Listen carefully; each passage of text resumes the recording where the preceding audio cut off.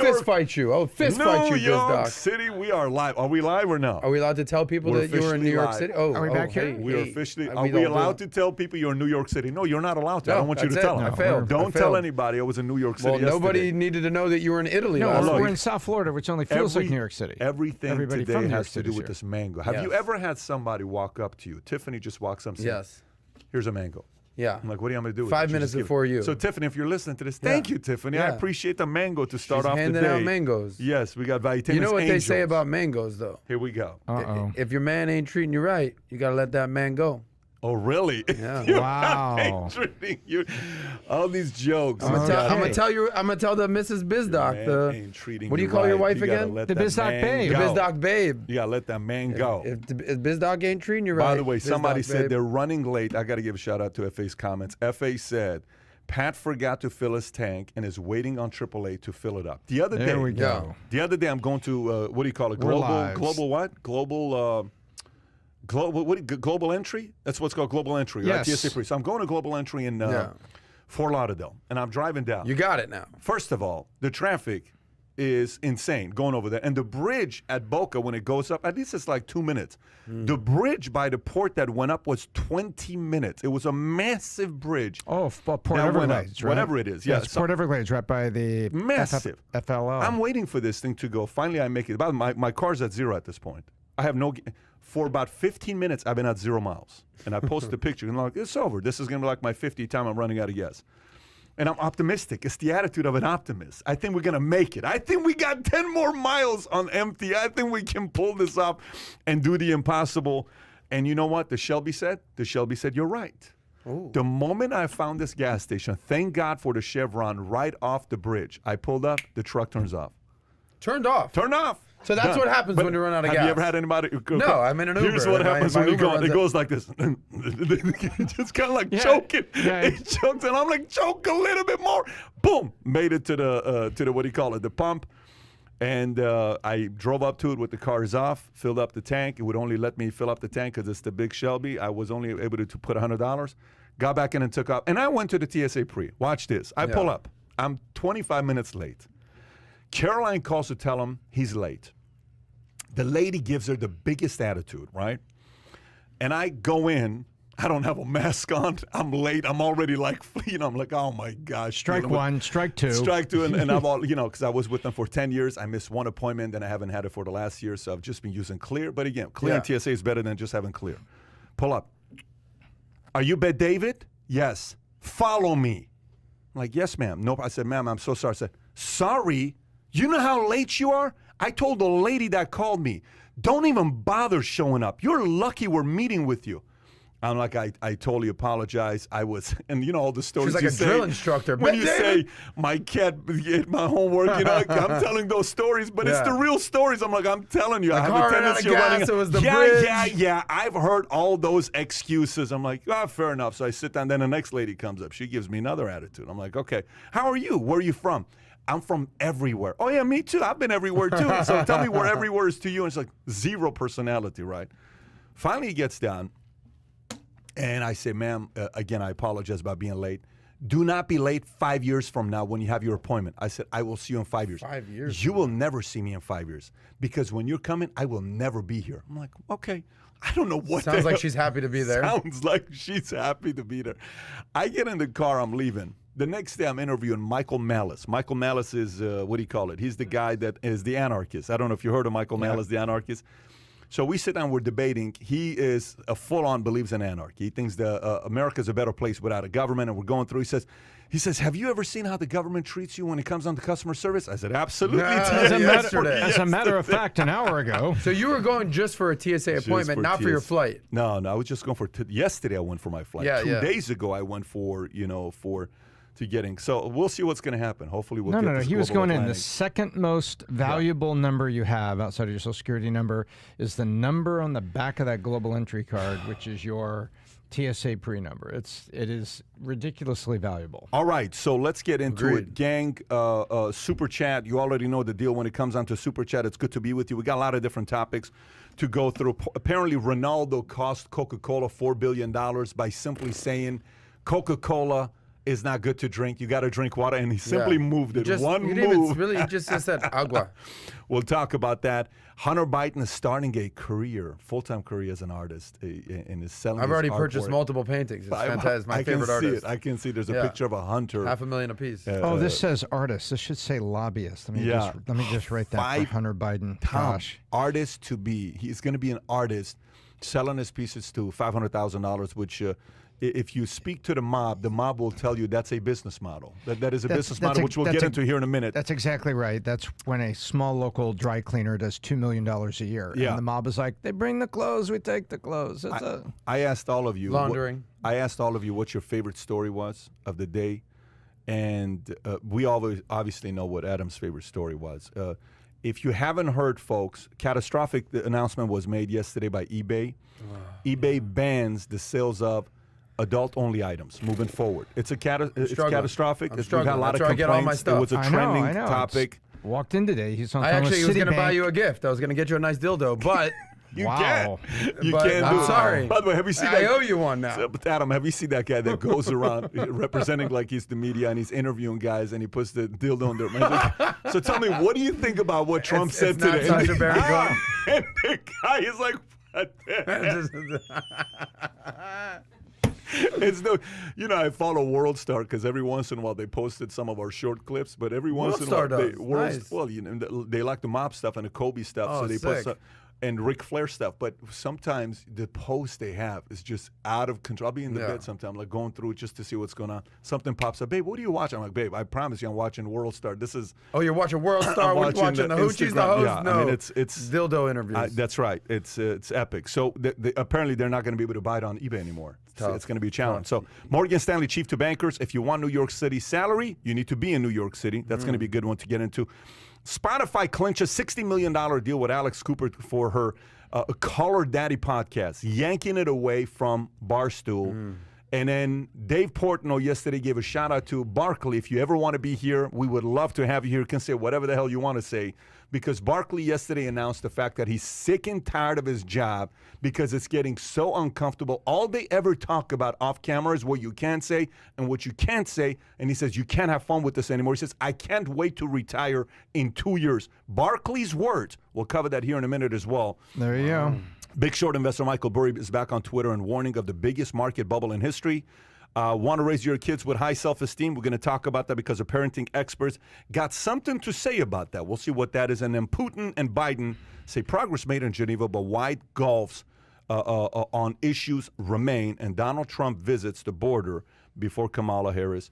And maybe we'll cover LeBron James's tweets about injuries. Kai, do we have those Nancy to make the different logos? Have we had that created? Okay, good to go. So let's get right into Michael Burry. How about that? I think Michael Burry's always got a good thing to say that makes people think. Michael Burry from Big Short. What page is it on? Page 6. Let's get right into it. Michael Burry, Big Short. Kai, let's pull up a 6. picture of the infamous Michael Burry. Let's pull up his picture of his Gotta character. love this guy. People need to know who this gentleman He's not a is. freak. He's a regular-looking guy. He's a regular-looking guy. Big Short investor Michael Burry is back on Twitter and warning of the biggest market bubble in history. This is a market insider story, suggesting that his concerns about rampant speculation only grew during this 10-week hiatus from Twitter. People always ask me what is going on in the markets, the investor tweeted. It is simple.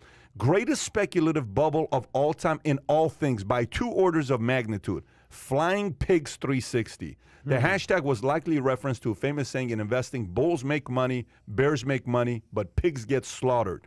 Burry has repeatedly told investors, and they're being too greedy, speculating wildly, shouldering too much risk, and chasing unrealistic returns. The Scion Asset Management chief deleted his Twitter profile in April after sounding alarm to Tesla stock, which he's short, as well as GameStop, Bitcoin, Dogecoin, Robinhood, SPACs, inflation, and broader stock market. So having said that, Tom, do you agree with what Michael Burry is saying? I mean, this is not a guy that just throws comments like that out there. Right. I think he's correct on a couple axes. And the question is going to be is which sectors pop, right? Which sectors, I don't mean pop up, which are the classic pop of the bubble? because there are three factors right now. Inflation is low, but everybody's talking about it going up. You look at the number of times it's mentioned in the media, you see all those charts, people are talking about inflation. Interest rates have continued to be at historic multi-year lows, and which makes debt cheap. So you've got three problems. One, I can get all the capital I want. Asset prices get inflated. Speculation is there. We've already talked about people taking the millennials and the Zs taking their checks and open a Robinhood account rather than using it for anything or paying their parents' rent. And so I think he's right. You've got all these things that are driving up speculation in the market because there's so much capital out there. Debt is ridiculously cheap. And, you know, I think he's right. The question is going to be, where does a correction happen? Does a correction happen in real estate? Does a correction happen in energy? You know, where does a correction happen? And right now, you know, my eyes are on real estate, because what's happening in real estate, there's a really bad side of it that's happening on rents. And so I think the government's got to step up, but I think he's right. And so what will be the pin that pops the bubble? I don't know, but I'll tell you, I think he's right. What do you mean by rents? It's off, by the way. What do you mean by rents? Well, what's happening right now is if you take, you know, you and me, maybe we buy a small house and we're going to have it as a rental. Right now, if we pay 50, 60% cash, you know, we probably keep the rent at some current market moderate. But right, even at low interest rates with debt, we look back and we do the math on it, and the rent needs to be 5, 6, 7% higher than it was a year ago, because the underlying asset cost us more to buy. And there's a payback model. We're not trying to gouge renters. It's just the payback on it. So I'm looking at rents that are being driven by housing prices. It's interesting that you bring up rents and real estate, because if you actually look at essentially what is named here, he's talking about Tesla stock, GameStop, which we all experienced at the beginning of this year, and I interviewed the founder of Wall Street Bets, who had very strong opinions on everything that was going on with GameStop. He names Bitcoin. He names, obviously, Dogecoin, Elon Musk, a little friend right there. Robinhood, SPACs, which we cover a lot. Inflation, which the Fed just came out, and Jerome Powell had some words to share on inflation. Yeah, maybe I will, maybe I won't, but I'm thinking about it. And the broader stock market. So he names all these asset classes that, like you said, could pop the bubble. I think it's just interesting that he didn't name real estate, but you instinctively said, well, you know, maybe the real estate here, because where did Michael Burry make his name for himself? Was when he basically called the subprime mortgage meltdown in 2008. He basically bet against America. And if you ever saw the movie with The Big Short with Brad Pitt and well, Hollywood glamorized it, but what he was pointing out was there were bad mortgages in bonds, and there was insurance on those bonds, and that combination was the classic line that was in The Big Short. It says, if the bond was the, what was it? If the bond was the, was the match, then the insurance that was on the bond, that was 20-to-1 insurance, was the nuclear warhead. And it was, he was right. Yeah, he was right. He said there were crap mortgages. By the way, if you're watching this right now, and bonds. I'm curious, if you're watching this right now, how many of you, your rent has increased? I just looked at an article right now. Rents for single-family homes just saw the largest gains in 15 years. This is a June 15 story, which is 2 days ago. And when they say gain like a stock, what they're really saying is the rent went up. Increase. So single-family rents were up 5.3% year over year in April, rising from a 2.4% increase in April. 5.3% rent went up. That means if I'm paying $2,000 a month, now it's $2,100, right? If I'm paying $3,000, that's $3,150, which you may say, Pat, I don't think that's that big. That's not big deal. Those are single family. That's another houses, 2/3 of a month. That may be not a lot to you. Remember, the guy that's making $50K is going to see this. Yeah, that is the largest annual year. gain in nearly 15 years regionally by top 20 metropolitan markets. Rent gains were highest in Phoenix, and then lower prices, 75%. Let's do super fast math on your example, Pat. Yeah. You said, for people listening, $2,000 goes up 5%. That's $100. That's $1,200 a year. So now you're on your way to adding almost a 13-month to that rent. See that to the average person. So here's how that looks. If you go, let's just say they increase $2,000, $50, that's $1,200 a year. If a person's making $50,000 a year, what's $1,200 to them? Is that 2%? That's 2%, right? 2.5%, 2.5% of their income just went down. That's pre-tax, obviously, right? That's pre-tax. So even if I go post-tax, that let's just say that's a 4% decrease. right? They need a 4% So raise to keep up with imagine you go to your company and you go to your company and they say this year we're decreasing everybody's salary by 4%.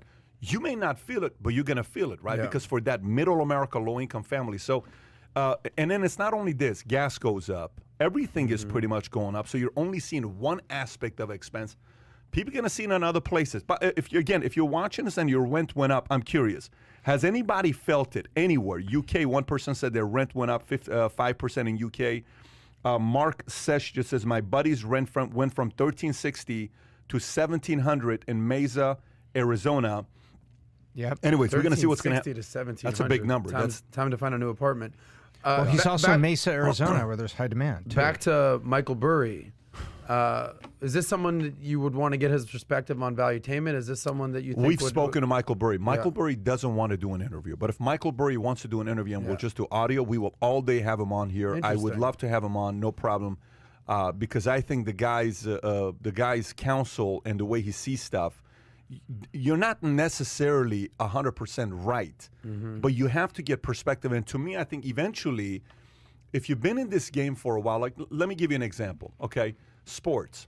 Can you see when a tide's turning, when the team's about to make a comeback? Yeah, literally last night, Philadelphia versus Atlanta. That was Pathetic ridiculous. what just happened. It was a Philly was up 20, then they lose by 7. They're up It's 20 horrible. and 26 in the third quarter with 3 minutes left. To the Meltdown. the bettors in Las Vegas said there's a 99.7% Yeah. chance Meltdown. that Philly's winning, and they lose it, right? Yeah. But you start noticing people are playing sloppy.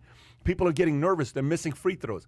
Michael Burry is that guy in investments. You have to listen to what he has to say. It's that simple. When he says it, he's got a point, and I think if it does happen, it is not going to be pretty. Here's the only thing to be thinking about. This is just my thoughts on this, on what to be thinking about. Is it fair to say every 10 years we have a crash? Correct. Is it fair to say every 10 years we have a crash? It's part of the cycle. Let's go back last 10 years. What was the biggest crash in the last 10 years from 2011 to 2021? Biggest crash. Obviously, the COVID. COVID. 2020. You're right. Yeah, Okay, obviously, perfect. yeah. Go from 2001 to 2011, the biggest crash. 2008. The great 2008. Great Recession. and the- 2007. Yes, and go the mortgage. 1991 to 2001. The dot-com boom. The dot-com yeah, bubble, right? exactly. 99. 99. Go 81 to 91.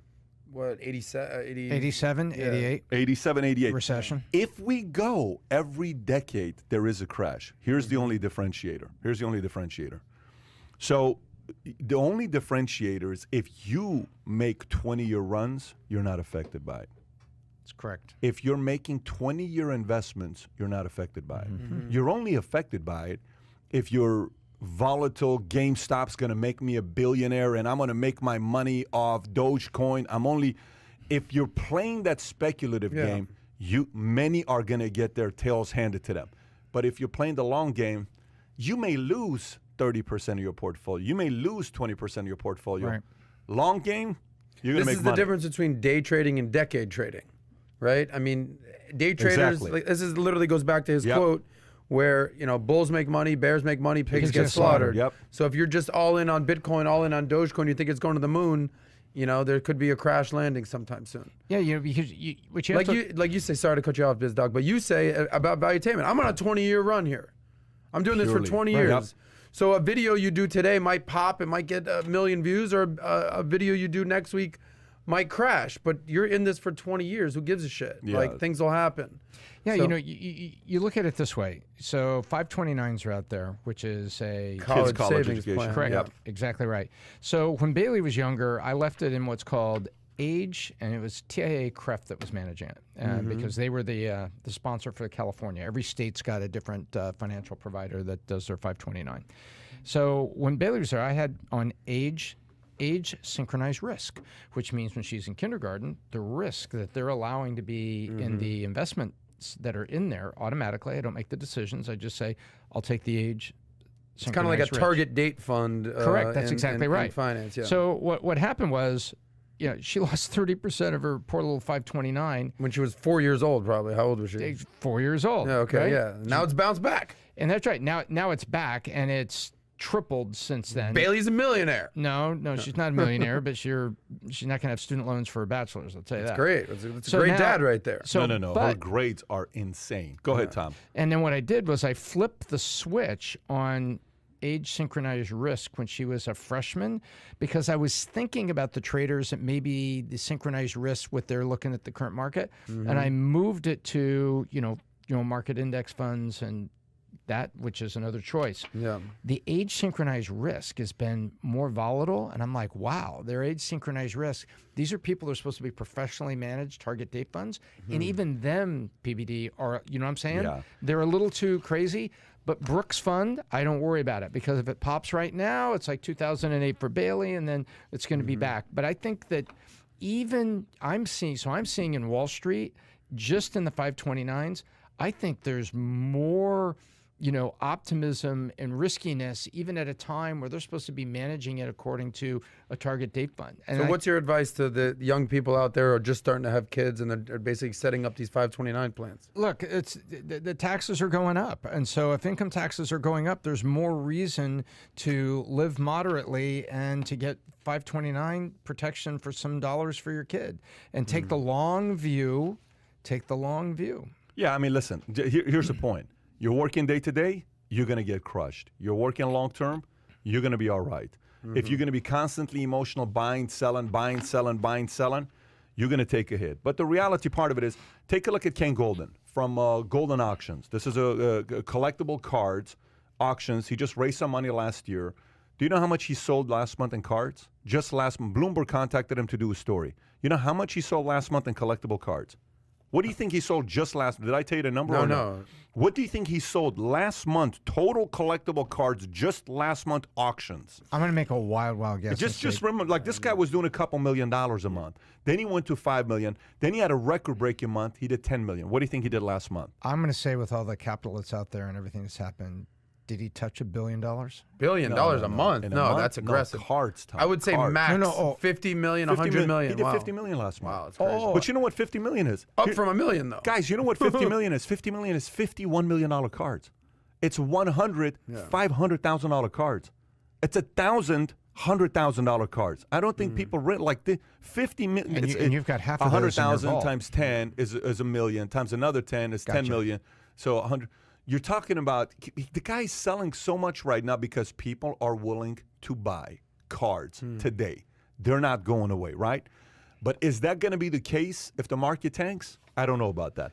Long term, are they still going to be great investments? Non-duplicatable assets will always keep their value. We need to add Period. non-duplicatable assets. What's your point? Non-duplicatable assets. That's it. Non-duplicatable What's it like asset. to have a calculator in your brain? What's it like to have a You're, calculator? you're literally like, Well, I messed one of them up when I said 50 million times 100,000. But you do have a calculator up here. I'm like, let me bust out my calculator to get it. You got something going on up there. 500 times $100,000 cards. That's what I was going to say. It's $100,000 Those cards. days to drive you nuts, but you're on the big run. Yeah, if you're on the long, like, listen, you're building a business. You have a bad day. You had a bad sales day, but you busted your tail. Don't worry about it. Now, here's the thing. If you had a bad sales day, but you didn't bust your tail, worry about it, because habits are what gets you destroyed long term. Because you were living easy and living assuming. Isn't there a bigger story here, a bigger metaphor for whether that's investing, whether it's relationships, whether it's health, whether it's trading cards, whatever it is, that you're going to have good days and bad days, but overall, if your perspective is positive and you're here for the long run, things are going to work out well. Obviously, if you work hard and you're all right, BizDoc, sneezing on the truth there? If you do your part, yes. Yeah. If you get emotional, no. If you're constantly getting rattled, no. Right. If you're constantly like, what'd you say? What happened? What did he say? If you're constantly, what did the market do? Oh my gosh, Right. take it out. It's react. This goes back to your stoicism that you talked about last Well, episode. no, and also what he talked about a minute ago about what asset class are you playing in? If you're in a very risky sandbox that doesn't have natural scarcity for what's in there, non-duplicatable assets with natural scarcity, real estate on the beach, scarcity, right? So it may crash and everything, but that's the part the scarce stuff that will be in demand is going to come back first. And so, but if you're out there, I'll give you an example. If you're out there on GameStop and you're just living with the guys on Reddit, on one stock there, talking about retail purchase of games at a time when games are all in the cloud, I think that is foolishly risky because there's nothing to come back when the party's over. You know what I will say? If you're under 25, Gold cards. if you're under 25 and you're doing it, go at it. If you're under 25 and you're doing it, go at it. You're going to learn something. You're gonna learn something. Listen, I was 25 and $49,000 in debt. You know what I did one time? Let me tell you one of the dumbest things I ever did in my life. You ready? Is this the Vegas gambling story? This is the dumbest thing I did in my life. I'm 25 years old. I'm 20. Freddie Chacon. So this is what I'm 23 years old. Okay. I go to Las Vegas. I'm trying to say when I get my Morgan Stanley job. I got a 9/11, so it's a week before I'm at Morgan Stanley, 9/10. So this is 9/3/01. How old am I? 9/3/01. 22 years old. Okay, I got an MBNA credit card. I go to Las Vegas. I said, screw this. I want to make some money. So my MBNA card allowed me to take out $5,000 cash. So I take the whole $5,000. Uh-oh. I go at the table. Paying 20-something%. And probably. this is at a time where I'm sitting there, I'm wearing this tank top, I'm just like chiseled, I'm in great shape. And this is the Greek god they This talk is the about. Greek god day. And the cashier says, mistaken me for somebody else, saying, "Are you here for the what is it, Vivid convention? I don't know what it was. Are you here for the AVN convention?" Yeah. Said, are you here Matter for of that? fact, I am. I said, "What do you mean?" It says, "Are you here because are you one of the AVN is the actors? adult Are you?" stuff, right? Yeah, that's You're exactly nominated Actor of the Year. So he brings the other I'm guy. sorry, I know you finished second that year. So they're doing all this stuff, and we're right. having a lot of fun together. And then I said, guys, I'm gonna make 30 grand today. Period. I take the $5,000. Ask me how long it took me to lose the $5,000. Yeah, what, 5 minutes? 30 minutes. But, yeah, gone. By the way, $5,000 may not be a big deal to you right now. No, it's a big deal. If you're but gambling, when you're what? 22, you got $1,000 in your bank account savings. You Yeah. have nothing else. You don't have a 401k, and you put $5,000 It's insane. and you leave, and you're like, at this point of the game, I got nothing left. I got At age 22. 22 years old, and I'm going back. I'm going to go back into the Army. This is a screwed. I'm going back to the Army. On the drive back, I get the call saying Dave Kirby has offered you a job at Morgan Stanley Dean Witter. I said, you got to be kidding me. I started on a week after I lost The 5,000. unluckiest and unluckiest. Let me day tell you, of it was the the Thank you for the weirdest- call. I kind of need a job Well, at the yeah, moment. it's like, listen, I honestly have many options right now, but you know what? I will take your job because I Yes. want it. And then back in head, you're like, no, I desperately need a job right now to make up. So the point is this. Look, when you're younger, if you want to do some stuff, great. Don't make the big, stupid mistakes that you're going to pay a price for 20 years. You're going to make a mistake, you're going to pay a price for the next 3 to 6 months, whatever. Not the 20-year type of mistakes. But long-term, if you're investing long-term, you don't have a lot to worry about. Morgan Stanley Chief to Bankers. Well, now, speaking of Morgan Stanley, Morgan Stanley Chief to Bankers. If you want New York City salary, you need to be in New York City. This is a New York Post story. James Gorman issued a stern warning to his staff Monday, come back to the office by Labor Day or face a pay cut. Since the pandemic first started, the banking giant permitted its 70,000 employees to work from home. But with 70% of Big Apple adults vaccinated and an infection rate that's not even 0.5%, Gorman said it's time for workers to get off their couches and back to their desks. The chief executive also sent a sobering message to workers who escaped too far off locales to ride out the pandemic. If you want a New York City salary, you'll have to be in the 5 boroughs to earn it. If you want to get paid New York rates, you work in New York. None of this, I'm in Colorado and work in New York and I'm getting paid like I'm sitting in New York City. Gorman barked. A similar move has been adopted by Facebook, which told employees if they want to keep working outside of San Francisco or New York, they'll have to take a pay cut. What do you think about this, Adam? What do you think about this? I mean, I'm not sure why he said while you're living in Colorado, because they're all in Miami. You have no idea how many New York, finance that's a type very good people point. are down in Miami, living the time of their life. But you'd be amazed how many are in Colorado. I'm sure there are, but I'm saying the people that I know who are from New because York, they're skiing. They're all the Bergs. Yeah. they might be there for a week. They're going to Aspen. They're But going they're to on Vail. Miami. They're, Yeah. but No, they're, yeah, that makes sense. I can't tell you how many people I know from New York, especially in the finance world. You're okay there? I'm good. You keep going, You buddy. got I that got mango? this. Yeah, I You're right, got you're- this. You But keep they're going. all in Miami, and they're having the time of their life. They're, The they're- Goldbergs, the they're in a- Silverbergs, they're in the a- Platinumbergs are they're in- not in- exactly. They're in an open state. New York's been on lockdown. I think they just opened up earlier this week. So did California. I was there. You were there. Yep. Yeah, I want to hear about New York. And they're just having a great time. They're making however many $100,000 a year, and they're paying a fraction of what they were paying in New York, and they're living their best lives. And you got this guy, James Gorman, no relation to James Corden, who's basically saying, enough of this BS. Get your ass back into the office. You have until September, Labor Day. So enjoy your vacations, enjoy your trip to Aspen, enjoy Colorado, enjoy South Florida. By the time school starts right after Labor Day, your ass needs to be back in the office. The media doesn't get this, and no offense, I even think you don't get it. The reason. Come at me, bro. Hang on. Here comes a fast case study. The reason Facebook was mentioned to recruit engineers to leave the university, to leave MIT or the University of Missouri or wherever it is you graduated from, and come to those ridiculous, back to this again, housing and rent prices in the Bay Area.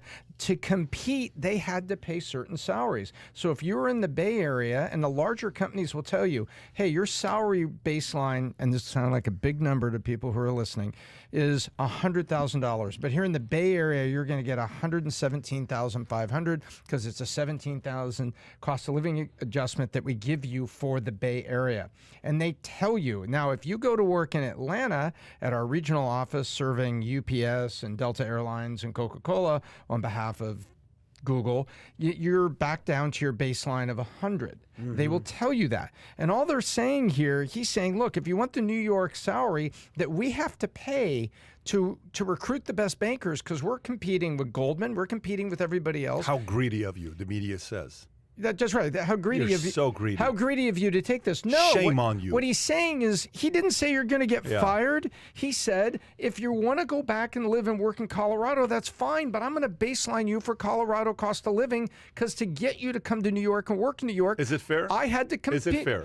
It's damn fair. You think it's fair, Adam, what they're doing? Yeah, I do. I do as well. I think it's very fair. And it's being spun like Gorman's this ogre that's taking. I didn't even read it. I didn't read it like he's being an asshole or an ogre. I just said, look, if you're going to want to get... Look, you get paid higher in New Yeah. York City or San Yeah. Francisco because the cost of living is higher. The taxes are higher. They get it. The salaries are higher. And by Yeah. the way, And you're going to be working longer hours, especially if you're working in finance in New York City and Wall Street. What? And by the So- way, the Facebook, do you know how many people that work for Facebook that are saying, so if I want to stay here in Atlanta, I want to stay here in Orlando, I want to stay here in Dallas, I don't get my San Francisco wage. No, you don't. They say, well, that's fine with me because the cost of living is okay here, but I like working for Facebook and I got my job. People But get it, isn't- especially isn't when it's there a bigger- presented. Let me tell you what just happened here. I was in San Francisco a few days ago, okay?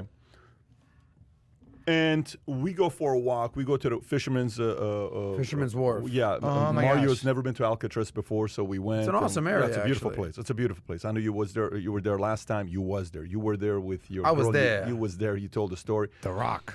And we go and have the clam chowder, which is delicious. You know, you have that whole clam chowder. Did with they the put it in a bread bowl for you? Oh my! I told them. I said, have you ever had this? They said no. I said, you, Caroline, Sam, and Mario, you need to try it. So they tried. So we walk up, we go across the bridge, we go to the sushi spot, not the best customer service, but we go up and we cross Throw this that place. in there yeah. for a little sprinkle of customer And we service. walk up all the way to the end, this one place by the water. And I go up and there's a homeless man sitting there. And I said, let me ask you, are there great white sharks out there? Oh, absolutely, everywhere. I said, do people swim here? Everywhere. I said, so what do you think about the city of San Francisco? Well, it's not the same city it was before, but I still love this place. But keep in mind, he's homeless. He's homeless. Okay. He's homeless. Box everything next to him. Yeah. But I still love this place. What do you love about this place? They still take care of their people. I'm like, oh, interesting. Really? Okay, great. So Yeah, I he's got my new standing there. syringes every Monday. This guy is standing to my right, and he's listening to my 10-minute conversation with this homeless man. He's in a beautiful bicycle, but he's not saying anything. So I walked this My way, and I kinda guy. said, what's your story? He says, I listened to the whole conversation you had with him. I said, what's your story? He says, I'm on the complete opposite spectrum. I said, really? What's the spectrum? He said, I own the biggest condo right here on the water. I said, really? By the way, just so you know how much that is. Yeah, it's you know how much that is. You're talking about Yes. $30, $40 million number. It's not like a... the biggest condo on the water in Fisherman's Wharf area. Yeah, 20 to 40 Insane. million bucks is what you're paying. Just go look at Yeah, realtor.com, yeah, right? yeah. His bike is a $10,000 bike. Everything, he's got the leather jacket on, and he starts saying, he says, well, this is not the same city it was 2 years ago, let alone 10 years. I said, why? He says, things have changed a lot. It's changed a lot. During COVID, what they did is they got, I said, I came over here for Morgan Stanley training and I stayed at the Mark Hopkins Hotel. He says, well, you wouldn't stay there today. I said, why is that? He says, because the mayor decided to allow homeless people to stay at the Mark Hopkins Hotel, and they negotiated a rate of $250, and they got free parking that they gave to the homeless people. and the city, the local people living here, the taxpayers paid for it. I said, you're kidding me. He says, no. I said, so how do people respond to it? He said, well, first of all, Mark Hopkins Hotel, they're going to take the business because it's homeless. They're not, no one's staying at their hotels, so they want to take some of the money. He says, but it's not the same thing That was as their before. COVID relief plan. I said, so how do you feel about the policies here? He says, well, I understand what they're trying to. I said, he says, you know what else is the problem? Everybody that's getting out of college that's coming here for a job, they want 180 to 200 a year starting salary. I said, 180 to 200. College grads? He says, yes, because if you're not making 180 to 200, you can't survive in the city. So they're asking checks like that, numbers like that, right? And they're getting paid because Facebook and Google are competing for engineers. I said, so tell me about stores. He says, what stores? Everything's shut down. We don't have stores. I said, why is it so dead? I don't see anybody here. He says, there is no stores. Everything's on lockdown. Stores are on lockdown. Yep. He's going through the whole thing. I said, I got a question for you. He said, yes. I said, you got a $10,000 bike. You got an expensive jacket. You live on the condo, on the water. I know how much that thing goes for. You look like you're a $100 million guy. Politically, do you lean left or right? Pointed question to him. Yeah. He says, well, it's a little bit, I used to be a Republican, then I became a Democrat, and I'm an independent living over here. I said, how do you think the policies have done to the city? And he tried to defend the policies. He tried it so hard. I said, all of this is not the people, is not the president, is not anything but local policies that are no longer working for people like you. It's not working for you anymore. I said, how much longer until you leave this place? I don't know, but I can tell you it's not the city I fell in love with. It's my favorite city in the world, and I came here with the dream of being able to live here for the rest of my life, but it's not the same. He says, okay, all right, good talking to you. I said, great. We walked off. They walked off. Two different people. One is loving the policies. The other one is not loving the policies. Here's the reality of it. One's homeless, one's worth $100 million. Which one? It's so crazy. He said homeless people are coming here by the left and right. Homeless people are coming to San Francisco because what do you mean you're putting me at the Mark Hopkins Hotel for free? What other homeless person wouldn't come here? People would volunteer to be homeless to stay at the Mark Hopkins Hotel. Yeah, give me the name of that hotel again. That's exactly. By the way, Mark Hopkins Hotel is where Clinton stay at. It's where presidents stay at. Up at the It's hill. not a regular stay. It's a beautiful hotel. You stay there, right? So Now it's a hotel for the homeless. It's a great. We saw a wedding up at the top floor. It's called Top of the Mark. This is the story of what's going on to a city like that. And people who are running now, Morgan Stanley, Dean Woodard, they're starting to realize, listen, you don't want to be here working with me? No problem, buddy. But I'm not paying you the same. And I 100% support the decision that And I'm they're not making. firing you. I'm just going to pay you to. Well, he can't fire them. No, but he can't fire them. I mean, if they fired them right now, you know what kind of a publicity story they would have if they fired their people? It'd be all over the news. Would you put a bow on this story? Because we talked about Morgan Stanley, we talked about San Francisco, we talked about the homeless. What's the overarching theme here? Where you going with all this? As you would say, what's your point? Yeah, the point is policies hurt great cities. That's right. So your policies push people out of a great state. I'm on a flight yesterday to New York, 2 days ago to New York. I got back last night at midnight. Guy sitting next to me is the insurance guy of Ernst & Young. And I said, so what do you do for a living? He says, I work at Ernst & Young. I said, what do you do at Ernst & Young? I'm their insurance guy. I said, okay, cool. Which office? New York. I said, really? You're still in New York? He says, oh, now I'm in Florida. And he's watching CNN. It's so funny. He's watching CNN, and I got my ESPN. I'm watching, but he got CNN on. He goes CNN, MSNBC, CNN, MSNBC, CNN, MSNBC. That tells you which way he leans politically if he's going CNN. So it's very easy to read people now. They CNN, MSNBC, right? So I'm watching him, and I said, so what are you going to do with New York? You're going to stay there? He says, oh, no. I said, why not? He says, look, COVID forced me out, and I've been in Florida, and I'm staying in Florida. It's going to be very hard to get me to go back to New York. I said, so how do you feel about the policies in New York? What do you think about the policies? Well, I know what they're trying to do. It's great. I think they have to be taking care of their people and all this stuff. I said, but why don't you support those policies and go live there and pay the taxes? By the way, do you think to support what they're doing for people? Well, if I can find a way to pay less taxes, why wouldn't I, to take care of my family? I said, but you support those policies, don't you? Well, I do. I said, so why don't you go fund those policies and stay up there instead of funding no policies in Florida because you're not paying any taxes? I see where you're going with this. But look, I don't know what I'm going to do. I'm probably going to stay put in Florida. Again, bad policies drive out talent. That's not a lightweight guy. That's a heavyweight guy that's working at Ernst & Young. One of the big CPA firms. Who's also being careful talking to somebody that he doesn't know. And he's looking at a house on his computer that's a $5 million house he's shopping for. He's shopping for $5 million houses on his computer. This is not a lightweight guy you're talking about, right on what he's doing. Policies push out good talent. You cannot keep bad policies that detract top talent. And, right now, who ends up looking bad right now? A guy who's running Morgan Stanley, he's looking like the guy that's the bad guy. You don't come back here. Is that how you interpret that story? I didn't necessarily think and he by was the way, like a bad is guy. spinning, not you. Yeah. I'm not telling you. The market No, is but- telling the story. The media is telling the story. Right. Why would you want your people to come back? Let them be where they're at and get paid and give them the same salary. It's not fair. Well, I'm sorry. It is But very every fair. every major company in America has an HR regional pay standard, and they're not slumlords because they're competing for talent. And if you don't pay what you need to pay for the talent in the various city, the other guy is going to get that talent. So people think, oh, they're just going to do this or this. No, these guys will say, if Morgan says, hey, we're cutting it 20% doing this, Morgan's going to lose the great traders. Morgan's going to lose the great people. They're going to go across the street. Regional-based, cost of living is real, and you have to pay that to get the great talent.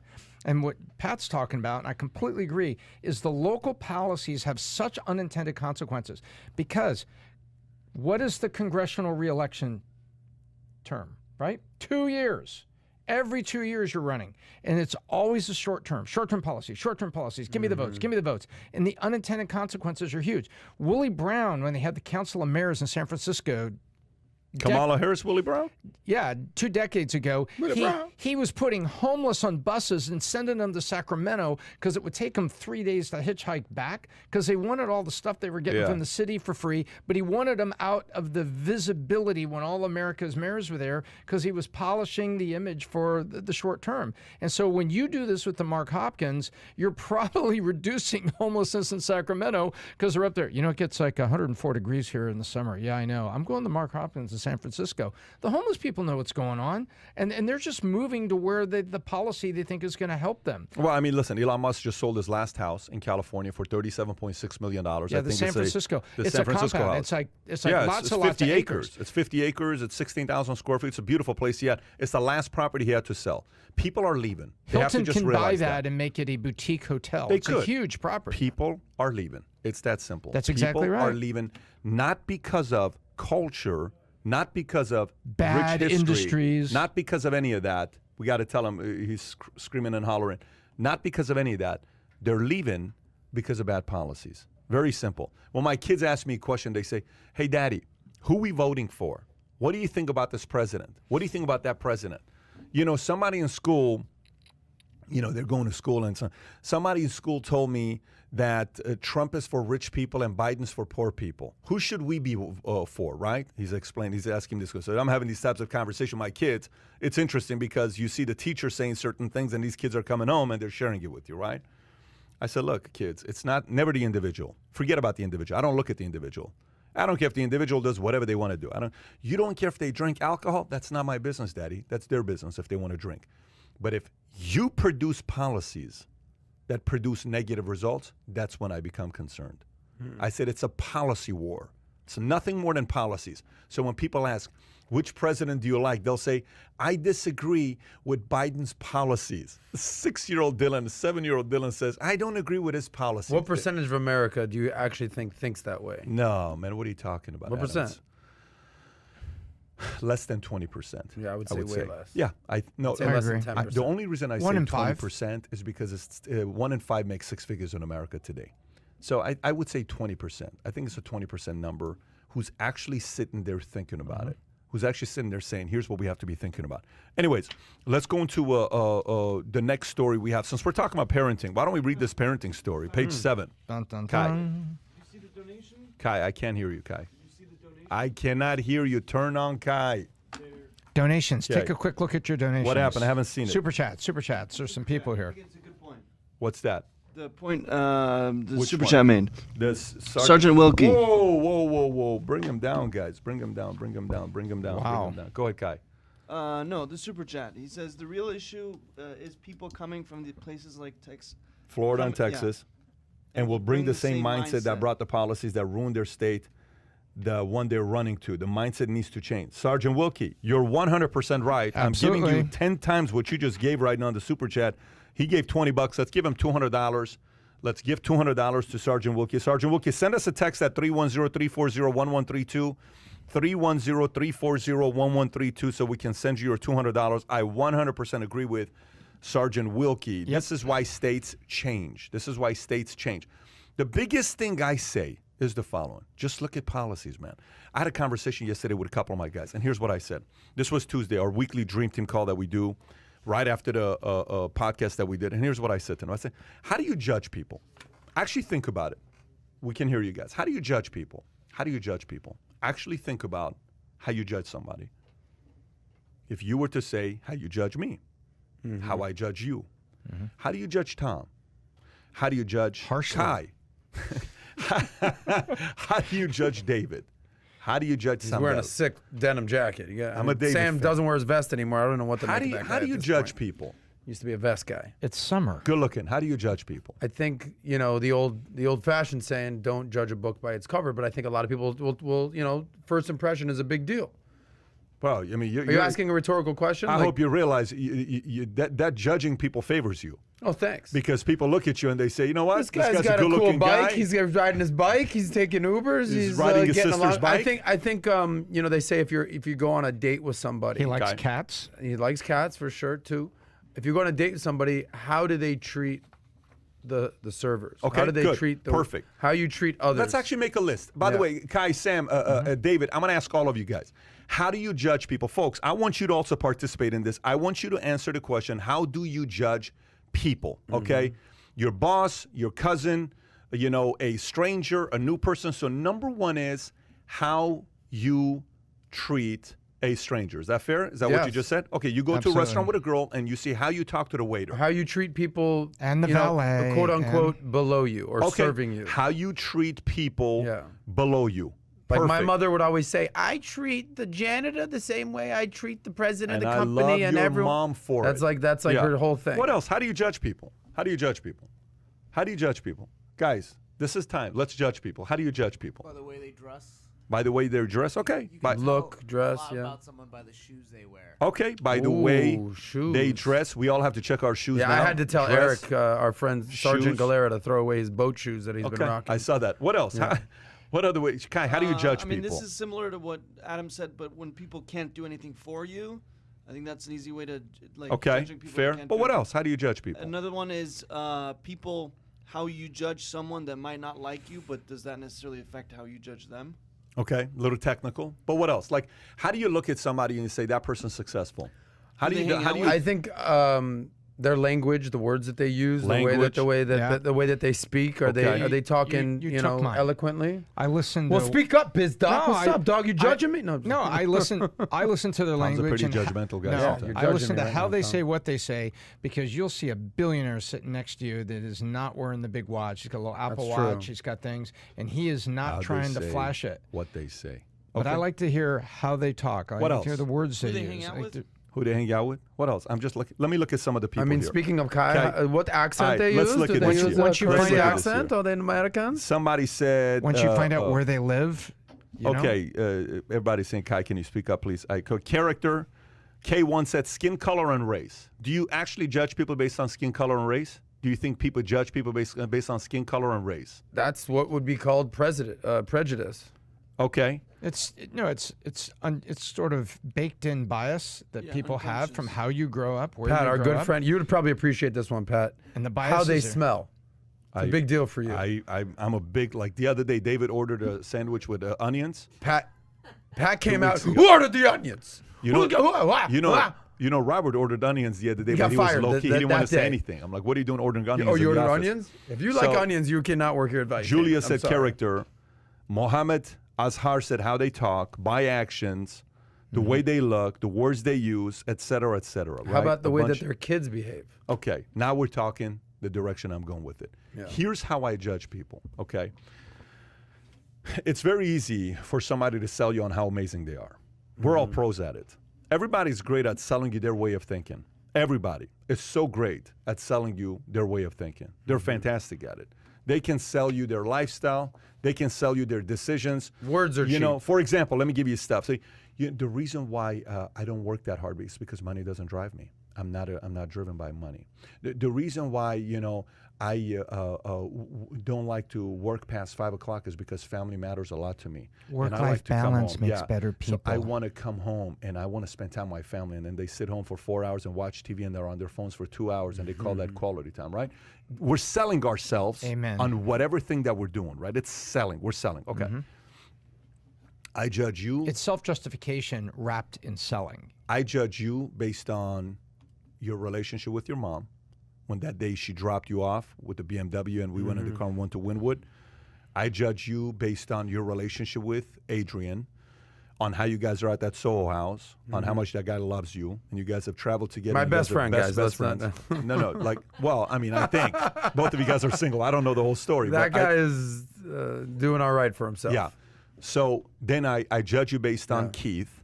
Yeah. I judge you based on all of that. My network, my Your circle of network, friends. who you are, right? Yeah. And then I judge you based on how you treat people, okay?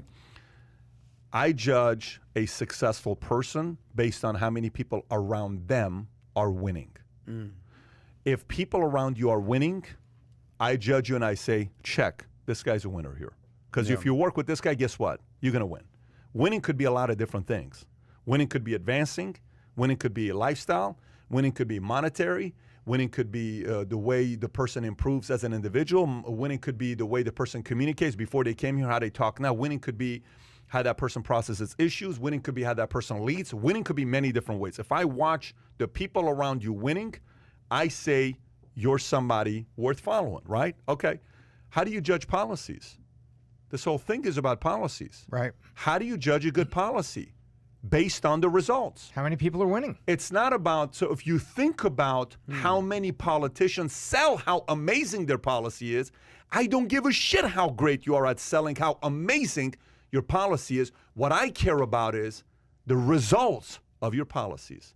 And the policies of New York and California are catastrophic. The results of the policies of whatever the mayor of San Francisco did, it's catastrophic. The results, I'm in New York walking, driving, my driver's taking me places. Boris, I had a chance to meet Boris, good guy, by the way, very good conversation we had with Boris until I realized who Boris was. We're driving around, Boris is taking me places and we spent a good, the entire day he was with us, right? And I said, so tell me, what's happening with New York? He says, it's not the same anymore. I said, what do you mean it's not the same? This is yesterday. So what do you mean it's not the same anymore? He says, people have left. I said, do you feel it? He says, do I feel it? What do you mean, do I feel it? 500,000 people left. Yes, I feel it. How do you feel it? Business? Customers? Traffic is less? I feel everything that people have left.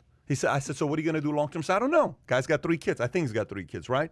I don't know what I'm going to be doing, right? Smart, intelligent guy when I'm talking to him. So I'm, so what do you think about this? So why do you think some of the people who sell their policies, he's telling me this. He says, I watch Jorge Ramos, I watch Univision, I watch all this stuff. We feel like the policies are good. I said, no, it's not the policies that are good, man. If they were so good, the results will be so good. So the way you judge a politician is not by how they talk. Unfortunately, the lower level stuff is that, because the lower level of judging somebody, I'll never forget, Fernando Lasso was one of my groomsmen at my wedding. First day I started working at Hollywood, Bally's, El Centro. I walk in. I'm like, I walk in and I'm this, guy, just like, hey, what's up? How you guys doing? How's everybody? And I'm just talking to everybody. He says, Pat, when you first walked in, I said, this has got to be the cockiest guy I've ever met in my life. He says, I didn't like you. I didn't like the way you looked. I didn't like the way you walked around like you owned this place. Something about, I'm like, he says, 6 months later, you're my best friend of my life. We became best friends, Fernando Lasso and I. The stuff we did together was a different story. Sometimes people look at somebody and they say, this guy looks like he's rough around the edges. This guy looks like he's this. They judge. But sometimes it's the other way around. You look at somebody and say, wow, he's so presentable. Yeah. He's so, he looks like he's got his stuff together. But then deep down inside, there is no substance. Substance to me is results. And results to me is policies. And policies that produce the right kind of results, check mark. Good for you, keep at it. So we can say all we want about how amazing and how noble some of these politicians are. Just go look at their cities. That's the best way to judge them, to see how great of a job they did for their, what do they call it? Constituents? Is that what they call it? Yep, that's exactly what they call it. I work for my constituents. Well, why don't you clean that place up? Because your constituents are kind of not too happy with you right now. But the ones that are voting for you is the programs you keep giving them for free. And people are paying a price for it. Those who are creating jobs for you to be able to have tax money to come up with the social programs, you're pissing them off. You may want to be careful with that part right there. Anyways, okay, all right, so let's continue. This has nothing to do with how to raise your kids, though. And we still haven't gone to it on page 7. Let me go to page 7. Raise. No, I was but going there, and I you were got going there, interrupted yeah. here, and No, I we think- changed subject. I think it was well worth it. Okay, You so tied it back to policy. want to raise kids with high self-esteem. Did you just point at me on the interruption thing? Of course I did. I'm judging you the entire time. Matter of fact, you know what? This is Damn. yours. Go ahead. Oh, Play with so, that. so I'm supposed to eat the mango and Yes. be Let that distracted. man go. Tiffany, I just gave it to Tom. It's we're passing it now. Pass. Just, you know, just in Pass case the you mango. felt special from Yeah. the mango, Yeah. everybody got a mango around here. No way. Everybody got a mango. See, I don't like that. I wanted Yeah. to be the only person Yeah, that no, got no, a no, mango. no. No, this So was then not, the question becomes: Yeah. is this the biggest mango? Maybe. Maybe Maybe it's she the saved the biggest big piece of chicken. mango. You saved the big piece of chicken for daddy when he gets All home. right, Like CNBC Chris Rock. story. CNBC story. Want to raise the kids with high self-esteem? A parenting expert on the power of teaching your kids repetition and ritual. The first few years of parenthood is a huge adjustment, especially if you're a working parent. All of a sudden, your baby is walking and talking. Then they turn 3 and demanding to know why you have to leave them to go to work.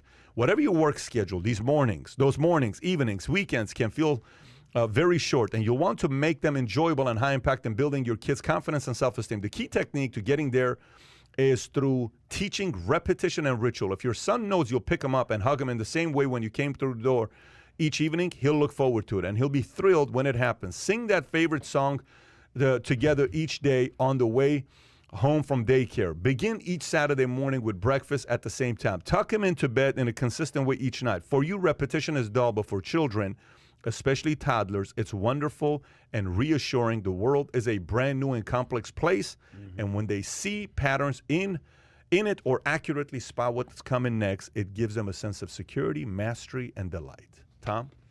I think there's some truth in this, but I think it was a puff piece by CNBC. But I will say this. You like it. You know, what you do when you bring consistency to a 2-year-old, they sleep through the night and everybody's happy. Yeah. So when you put them to bed at the same time and put We're them about to through a go through ritual, the kid has a more consistent pattern. You don't want the kid waking up in the middle of the night, crawling into bed with a toy saying it's time to play. No, it's not. It's 4 a.m. Leave us alone. Obviously, that's never happened to you.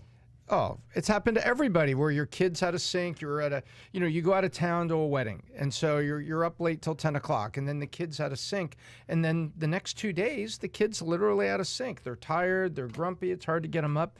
And so when you take the routine of it, I think routine for kids is good. It gets sleep patterns and activity Does that inspire patterns. you It's to good. have kids? Big time. But I'll tell you something else. There is something here in consistency and trust, because the kids want to trust in something, right? It is a tough world out there, and kids feel stress in certain ways too.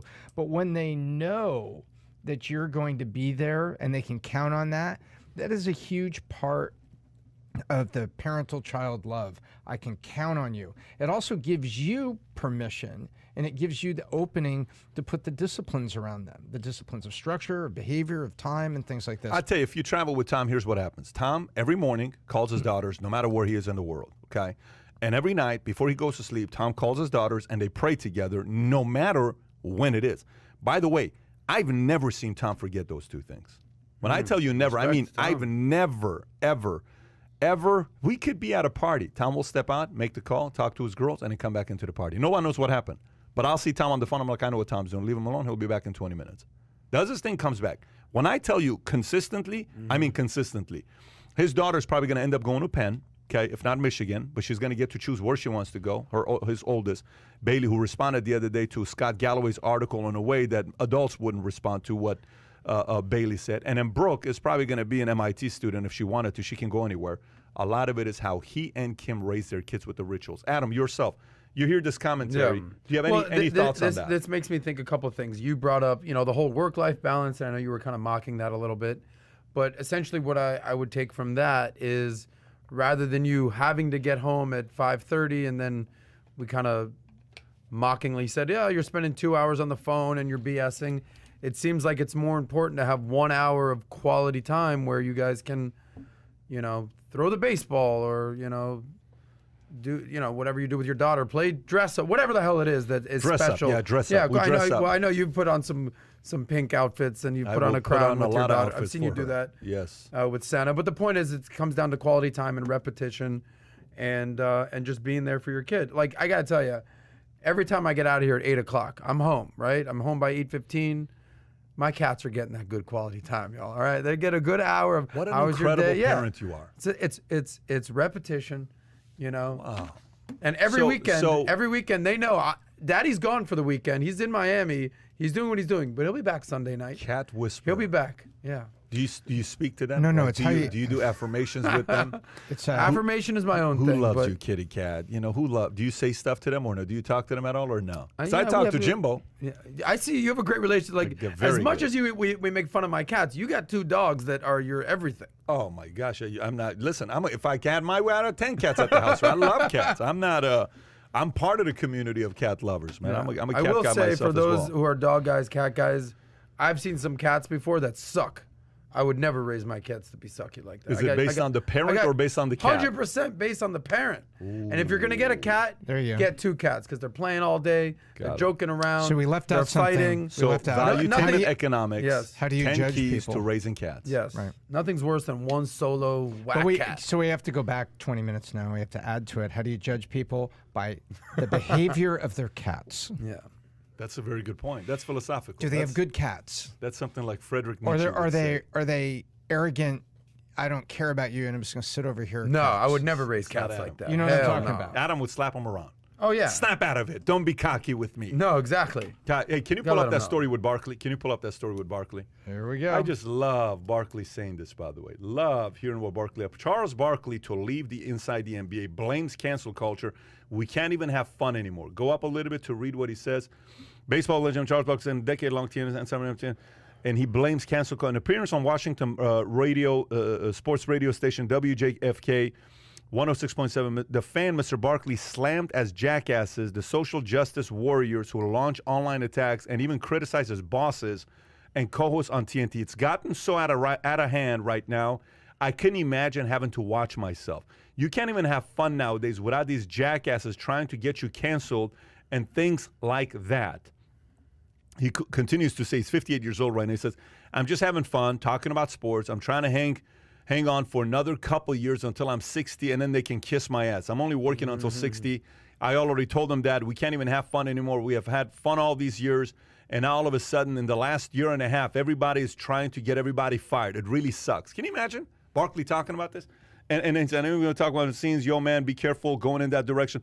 All we ever talk about behind the scenes is, yo, man, be careful going in that direction. We can't have fun anymore. We've had fun all these years, and now all of a sudden, the last year now, same thing here. So, Barkley, I don't know how many Emmys he's won. I think it's 8. I don't know the number. How many Emmys has Barkley won? Can you pull it up? I think he's won 8, 9. He's won a bunch of Emmys, right? Here's a guy that's won a bunch of Emmys. He's loved, admired, probably the best guy to listen to, entertaining as hell. He keeps that show together, if you think about it. Yep. He's won 4 He's Emmys. the glue guy. He's the glue guy. Even Shaq says Shaq says the face of this show is Charles Barkley. Shaq. He said the face of who Absolutely. holds it together is Charles Barkley, right? To say something like this. How much credence do you give to what he says right there, Tom? I give a lot of credence, and I'll tell you why. I love Barkley. You and I had the privilege of in Dallas going to see him speak one time. Forgot, Remember? yes. Yep, at a a college function that was there. And what's really interesting is I think it was about 6 weeks ago, Barkley on camera, on stage, during the show, said, you know what, I'm getting tired of what these politicians are telling people to believe, because I think most black people, most white people, most Hispanic people are all good people. They're all good folks. And they're getting tied up into this thing. You remember that? He gave that little speech? Yep. And I thought that was so pure and so necessary for him to say, you know what, the people I see, I think everybody of all colors is basically good, and they're getting revved up by outside forces.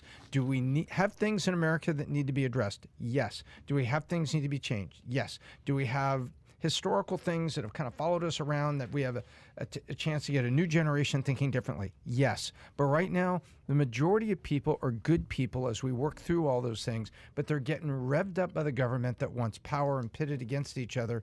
And he's talking here, these jackasses are just trying to get you fired.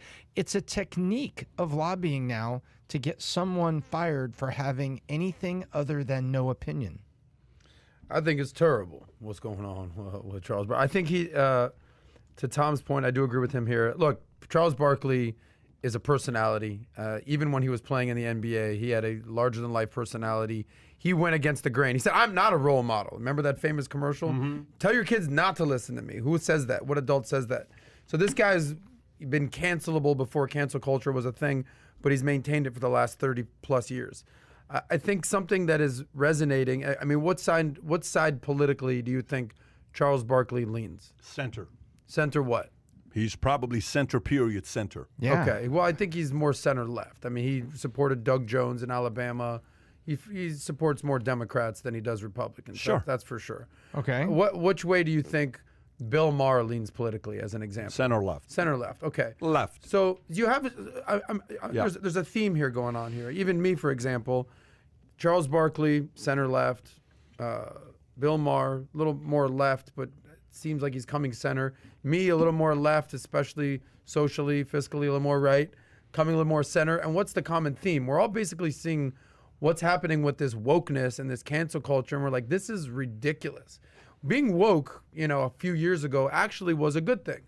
Meaning, I'm aware of what the hell's going on. I see what's going on. I have an opinion. I'm not just sleepwalking through life. Now woke has done a complete 180. And if you're woke, that just means you're part of this. You're canceled. You're cancel culture. Aunt Jemima, you're done. Redskins, you're done. You did this 20 years ago. You're done. Cancel. Fired. You're done. And that's a very slippery slope. And I think that's exactly what Charles Barkley is talking about here, is that if anything you say or anything you do is automatically cancelable and a cancelable offense, that's not America anymore. You know what Eisenhower said in his farewell speech when he was coming out? Do you know what he said? Do you know what direction I'm going with this guy or no? Was this the? No? Okay. He said in his farewell beware speech, the? he says, beware of the military-industrial complex. Yep. Okay. And what he said about this is the following. He says, if you use the word communism to try to cancel anybody, be very careful with that. Just because somebody uses the word communism, you don't cancel them. And this started off with McCarthy, yeah, McCarthyism, exactly. right? That's Which was, that's right there you're going with hey, this. I have 200 and something people, kind of like Adam Schiff saying, I have proof here that the Trump was colluding with Russia. I have proof here, right? And then there's been no proof that he ever brought up. And so this cancel culture thing is something you have to be very, very careful with. Lincoln has a quote I'll look for to read it to you. And he says the same exact thing. It is like he was talking about prohibition, where people are using prohibition to be able to arrest anybody. I mean, if you're going back and you think about these laws that we came up with, right? You go back and think about the McCarthyism was what? If you're communist, anybody that's your friend, I can come after them as well and tape them, right? Very dark Then that goes period. to RICO. What did RICO allow you to do in 1970? And RICO, Racketeering, but what RICO allowed you to do is for if he's even hanging out with you, I can record his house without even getting permission. Slippery slope. And then RICO led to Omnibus, and Omnibus led to Patriot Act. It's more control, right? Okay. Today, if you think about who's doing most of the silencing, which side of the aisle is it today? Yeah, It's it not would the right. definitely be the left at this It's the point. left. It's not- Especially at universities, that's like the big knock. What you Number hear one about is over there. universities. Yeah. Number two is social media. Number three is, I can go on and on. You can't, people don't feel, everybody who said anything about the virus being man-made got canceled until Jon Stewart said it on Stephen Colbert. Yeah, there's just When this he week. said it on Stephen Colbert, that video went viral. Why does he go viral and Stephen Colbert doesn't get canceled?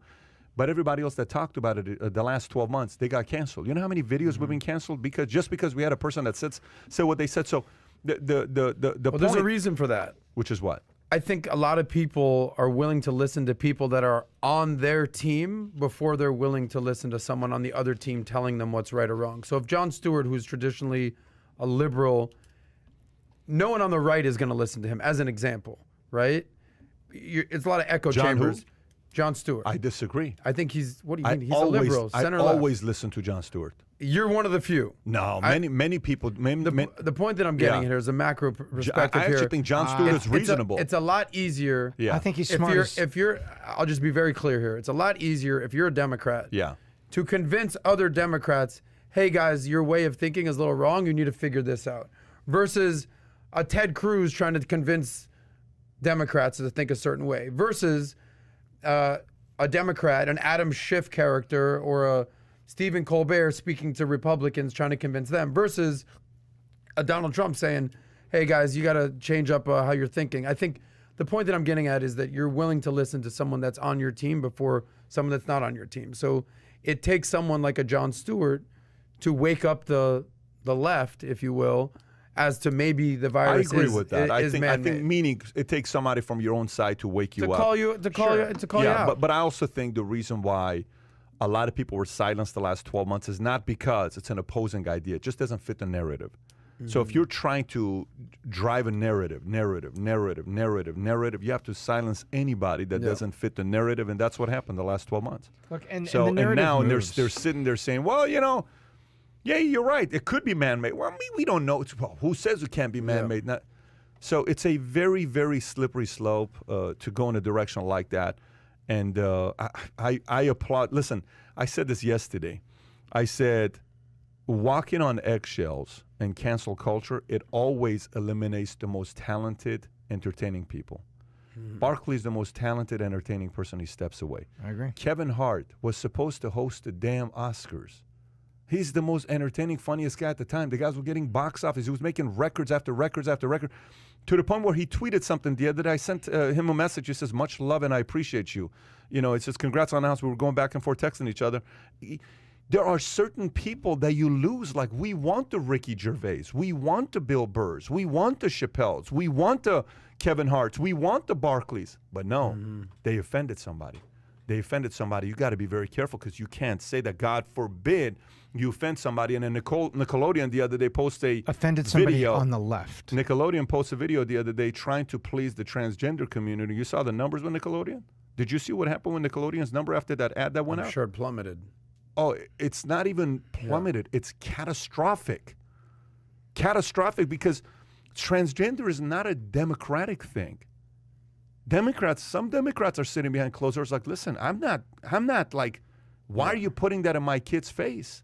If you support it, but this is Nickelodeon. What are we doing here? Oh, to try to please a small percent. What percentage of America is transgender? Like 1%. It's not even 1%. No, it's probably 1% of 1%. Right. So to try to please the 1% of 1%, but you throw the other 44% under the bus, and you lose that audience. It's not only it just doesn't make sense. It's not even a good business model to do that. There's nothing about it that makes any sense. Did you see that video of, it was a family Yeah.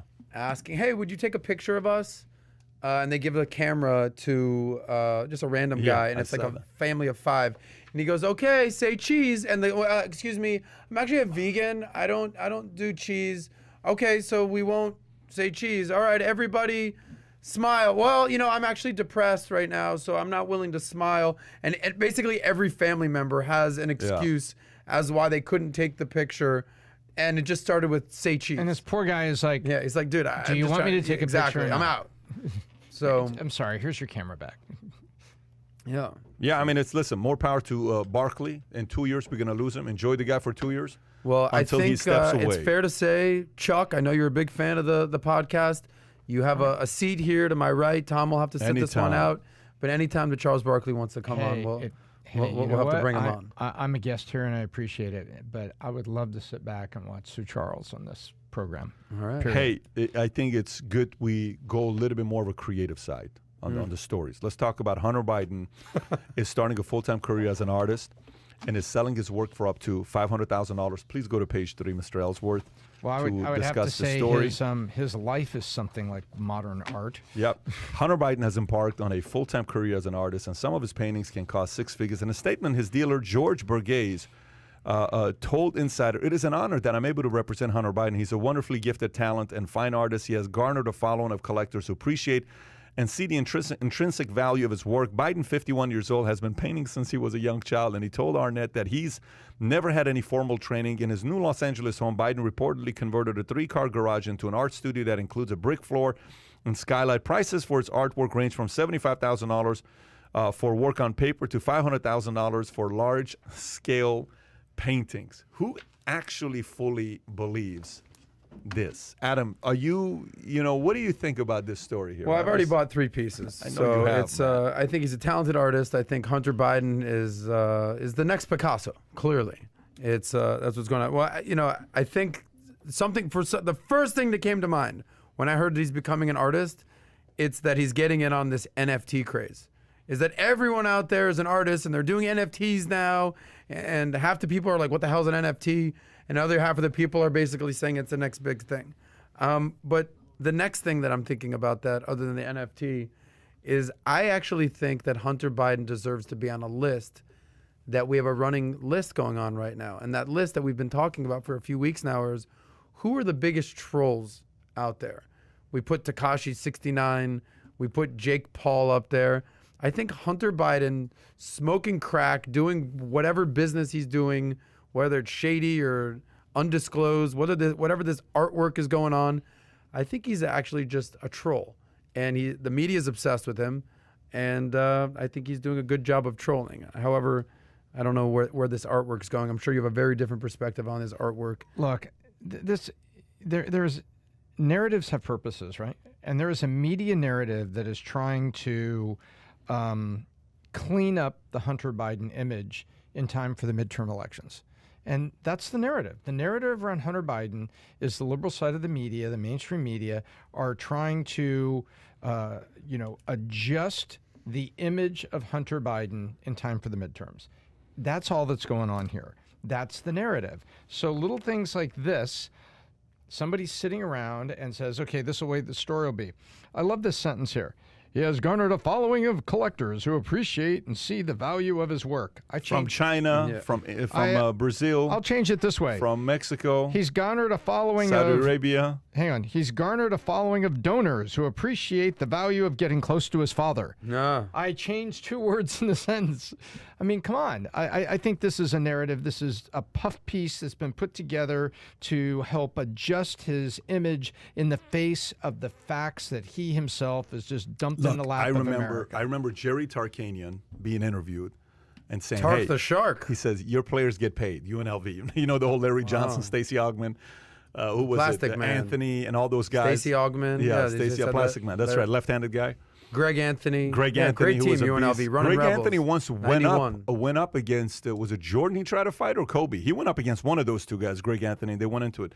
They got into it. I think it was, anyways. So Jerry Tarkanian's being interviewed, and they said, listen, you're paying your players. He says, I'm not paying my players. He says, we follow the guidelines of the NCAA very strictly. They said, he says, what do you mean? He says, how do your guys have big jewelry? Well, listen, we follow the guidelines very strictly, period.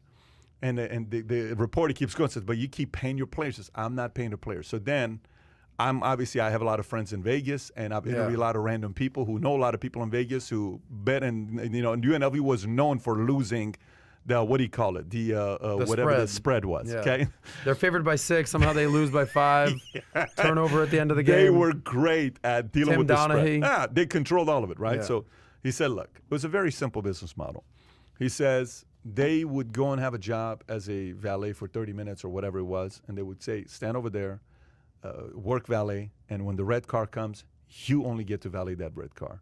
So they would go valet the red car and they would park it. The tip would be $100,000 tip. He followed the guidelines strictly. Yeah. You're allowed to get tipped. Got You're allowed to get tipped. $100,000 tip. Yeah, I'm just doing I make $5 an hour, but I make 100,000 tips, right? I get to keep the car. Yeah. Mark, so he seemed like a nice young man, took good care of my car. That's it. How I tip is every- my business. People tip like that every day. Go ahead, Kai. Imagine the one day somebody else goes and gets the car by accident. Oh my! But they're gonna know who's They LJ know, because you would know Grandmama. If you see LJ, you would know this guy's a monster, right? Is who he was. Anyways, one of the players on that team is a barber now, and he's a barber at the same place I go to, and he's got some crazy. He was on the UNLV He was running on the Rebels UNLV team, running Rebels 91. team, 12 team. Yeah, he's a Wow. barber now, and he has some. He says, listen.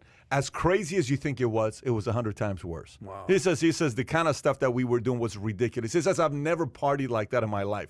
He says it was crazy to think. Things were being done to us. We were doing stuff that shouldn't be legal. You're the best basketball team in the country in college, You're and the you're 10th in best Vegas. NBA team. And you're the You're and you're in 10th Vegas. best NBA team, and you're in college, right? So what's the moral of the Yeah, story? exactly. Tie Here's this the moral of into the story. Hunter The Biden moral of over the here. story is he's not breaking any laws, okay? Which means let's go both ways. Let's go both right brain and left brain, okay? Right brain says what? What an incredible artist. Good for him. Leave him alone. Let him be creative. You know, his mind goes places, and he wants to put art. He's creative. You know, creative people. Because when you smoke crack, your mind will go to different That's places, the point. and then you get real creative. I had a friend of mine that would do shrooms all the time, and I used to love having dinner with them because I would say, "Did you see that unicorn?" And he would say, "No." I would walk him outside. I would say, "Look up, there's a unicorn." And I would sing in the background, "Never-ending story." You remember the movie? I don't know if you remember. Great movie, right? He says, "Man, I missed the unicorn." I said, "No, you got to see the other one, the flying dog right there." And he would buy it. Naive guy, innocent guy. He would at a think blast that you're with the guy. actually seeing it because he took that many mushrooms. He was that, and we would go I think to he the was on acid, maybe not mushrooms. He was. It was both of them. He would be the one I that don't would test everything. discriminate. I'll So do some mushrooms, some LSD. it was not a called big deal. Shakers. Shakers. We would go there with him and my friend Armin, who's no longer with us. Anyways, so look, if Hunter wants to be creative, more power to him. If he wants to be creative, you know, sometimes when you age, President Bush started doing artwork. What, he's doing money laundering? Come on, man, he's just doing artwork, right? Right. But on the other side is, let's just say this is a play-to-play type of a model, okay? Let's say he is doing art where people from other countries who are, you know, powerful people from Saudi Arabia all of a sudden buys one of his art pieces for $7 million. If that happens, Yeah. and you don't speculate, you are the most naive Well, person in the world. totally agree with you on But I that. tell you, if it's selling for 50 grand, 75,000, if they're money laundering at that price, that's nothing. No one's doing $75,000 money laundering type of deal. Let me at ask you- that I'll tell you, level. I knew this. Joe, when I selected him, I knew this was going to be a problem. I just find it amazing that we got through 8 years of this before it blew up. And you know how hard it was to keep a lid on this? I should have got another Nobel Prize for just keeping a lid on this one. Was that Obama? Clinton or Obama? You know it's a problem if people didn't know if it was Clinton. No, that was Clinton would be. I don't really understand this. I think this art so he's that got was is Obama's way. Yeah, absolutely. I got you it. do a way better Clinton than Obama. You want to Yeah. give it another crack, or you good? I didn't let my brother get anywhere near stuff like this. Remember, You're good on Clinton. Remember Roger Clinton? My Yeah. brother. Not Obama. I didn't let him Obama. go. I- Can you do Obama or no? Change. Does anyone have change for $1? No, you sound like Jerry Seinfeld. Yeah, okay, I can't. What's the deal? Okay. What's the deal with all these Okay. Yeah. hoes? But okay, you bring up actually a good point here with your friend Roger Clinton. That was Clinton's brother. By the way, A+ on your Clinton, C- on Obama. But you keep practicing. BizDoc, don't stop. I guess my bigger question here is, how much sway, good or bad, do the president's kids or family members actually have on the polls or votes? Meaning, the First Lady, Melania, Dr. Jill Biden, Michelle, they've got some sway. That's the First Lady. Like, they're in but, you know, I don't know how much pull the Trump kids had. I don't know how much pull Hunter Biden has, or Sasha and Malia, or Roger Clinton. I feel like All right, where are we going? What's next, I PBD? feel like every How much pull do you have when you go to bodega? I don't mean pull. I mean like in terms of voting. What are you talking Yeah, about? I'm good If there. you go to bodega, what happens? Things are good. You You're have a good treated. time. You're not even Keith's son. You're a friend. Yes. You're not anything in that. It's not like you own a part of it, right? This is their son. I mean, it's like, I'm Hunter Biden, bro. You want to get to my dad? I'm a contact away. I don't mean it like that. what do you mean? Clearly, I mean in terms of And votes. 10% for the big guy. In terms of votes. Oh, yeah. No. That's my point, in No, terms of not at all. votes. You're right. No. Like Roger Clinton Not did. pull. Votes. Yeah, I didn't say. I said polls, not pull. I got it. Clearly, Okay. you have pull. I'm Yeah. Chelsea Clinton. I'm Clinton's son. Like it's Clinton's daughter. Yeah. I'm Donald Trump Jr. Yeah, you want to get to the president? Yeah, I don't think it I mean, affects the in terms polls. I think- in the actual votes. People say, No, I was a Clinton guy, but I'm really not a fan No, of I think Eric America Trump. rolls their eyes. America rolls their eyes at this stuff. I remember. That's my point. I remember Jimmy Carter had a brother, Billy, and he was Can you do a Jimmy Carter? no, and he Please was don't. a raging alcoholic with issues. Billy was. Yeah, and Jimmy Carter made no apologies for him. He says, look, he needs to get his life together like anybody else does. He gets off the airplane. I think it was Air Force One. He gets off the airplane on the tarmac. And you know there's a bathroom on the plane, but apparently he just walked around behind a couple of those enormous wheels and took a leak on the tarmac. And you can go look it up. That's some gangster shit right there. Yeah, and you know, and the President of the United States is but his name was Billy. And so some company like played into his alcoholism, and he had a brand of beer. It's called Billy Beer. I have, back in the day, I had a friend that used to collect beer cans, like trading cards, like rare beer cans and things like this. But it was, anyway, he had Billy Beer, man. So I think by and large the American population rolls their eyes at it until it crosses over, and Jared Kushner crossed over. He's doing things in politics. So now this really matters, and we get big opinions on it. Hunter Biden was doing things on the international stage. Now we wake up and we don't let him get by with it. So, but I think He's right. It's Brother Billy Beer. Yep, Billy Beer. Yeah. And take a look at him close. You see the family resemblance from a younger Jimmy Carter? Of course I see it. And it's just like, and you can also look on there, urinates, underneath Air Force One. I saw that as well. I think at the end of the day, I think it's a good talking point, Man, especially for your own team. Yep. Oh, Hunter did this. Why did you look that up Eric when you Trump got did this. Wikipedia right here? There it is. That's It's true. a walk and talk That in is true. Wikipedia. All right, let's. I just don't think it moves the needle. Okay, Coca-Cola lost $4 billion in the market value after soccer star Cristiano Ronaldo suggested people drink water, is what he said. Okay, so the soccer superstar Cristiano Ronaldo gestures at Euro 2020 press conference on Monday wiped $4 billion off of Coca-Cola's market value. Ronaldo's ahead of his team's match. By the way, this is all he did. He literally just went like this. No Coca-Cola. Drink water. That's all he did. Yeah. He didn't do 10 nothing. seconds. It's like less than 10 seconds, right? He looked at it. Just moved it, right? Okay, Ronaldo, ahead of his team's match against Hungary, irritably set aside 2 bottles of Coke, then picked up a bottle of water and said, agua, the Portuguese word for water. Coca-Cola shares had fallen 1.6% by the end of the press conference. Its market value dropped $4 billion to $238 from $242. Coca-Cola, an official sponsor of the UEFA Euro 2020 tournament, reportedly said in a statement that everyone is entitled to drink their preferences and has differing tastes and needs. Ronaldo has previously expressed disapproval of Coca-Cola and other unhealthy foods and beverages. His fitness routine is said to involve eating 6 meals and taking 5 naps in a typical day. What a day. Awesome. 5 naps a day. That's You a kidding great me? schedule. So the power of Ronaldo. Yeah. How powerful is he Well, I in think marketing? it just talks about the power of the personal brand. The Ronaldos of the world, or the Messis of the world, or the LeBrons of the world, or even the Jake Pauls of the world, all eyes are on them. And if they do something, it could move markets. And in this case, Ronaldo moved the market by $4 billion in 10 seconds, basically saying he's not a Coke guy. So, you know who would be very proud of him? Adam Sandler and the Waterboy would be very proud. Bobby Boucher would be very proud of Ronaldo right now. I think this is a little overplayed. Basically. You think $4 billion is overplayed? Okay, what is Coke worth? 242. Now 238. Correct. That's exactly right. And their high for the year was 257.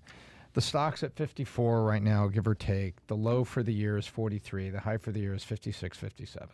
So basically, you have a little blip that could have been any given day. Coke could have moved $4 billion just with market factors, the price of sugar, things like this. But I think what's interesting, we're pointing out is how markets can move with influencers, and I think that's a story. The story isn't Coke lost $4 billion and they're going to get it back. And Coke is not just all about soda. They've been buying into other drinks. They own Minute Maid, they have Dasani. They've been going not full bore on soda for a while, and they've been taking caffeine out of sodas. They've been taking sugar out of sodas. They've been trying to follow that. I mean, they caught more heat for vending machines on campuses with economically priced. You and I go down to a vending machine, a lobby of a building. It's $1.50 for a Coke, but there were vending machines at 50 cents so that kids could get Cokes with their lunches. And they're pointing out there's a lot of sugar in that. There's probably something else you want, adolescent developing kids to be having before they go back in the classroom. And so the story here is that influencers now really move markets. That's the headline. Not that Coke lost $4 billion in one day that they're going to get back in the next 10 And I think minutes. another sidebar It's here the power of the is- influencer now. I agree. I think something just this might be a good little case study on inflation and like a can of Coke used to be 50 cents. Now it's $1.50, and now Now they're keeping the price the same size, but the same price, but they're basically making the cans smaller. Have you noticed these smaller Coke cans?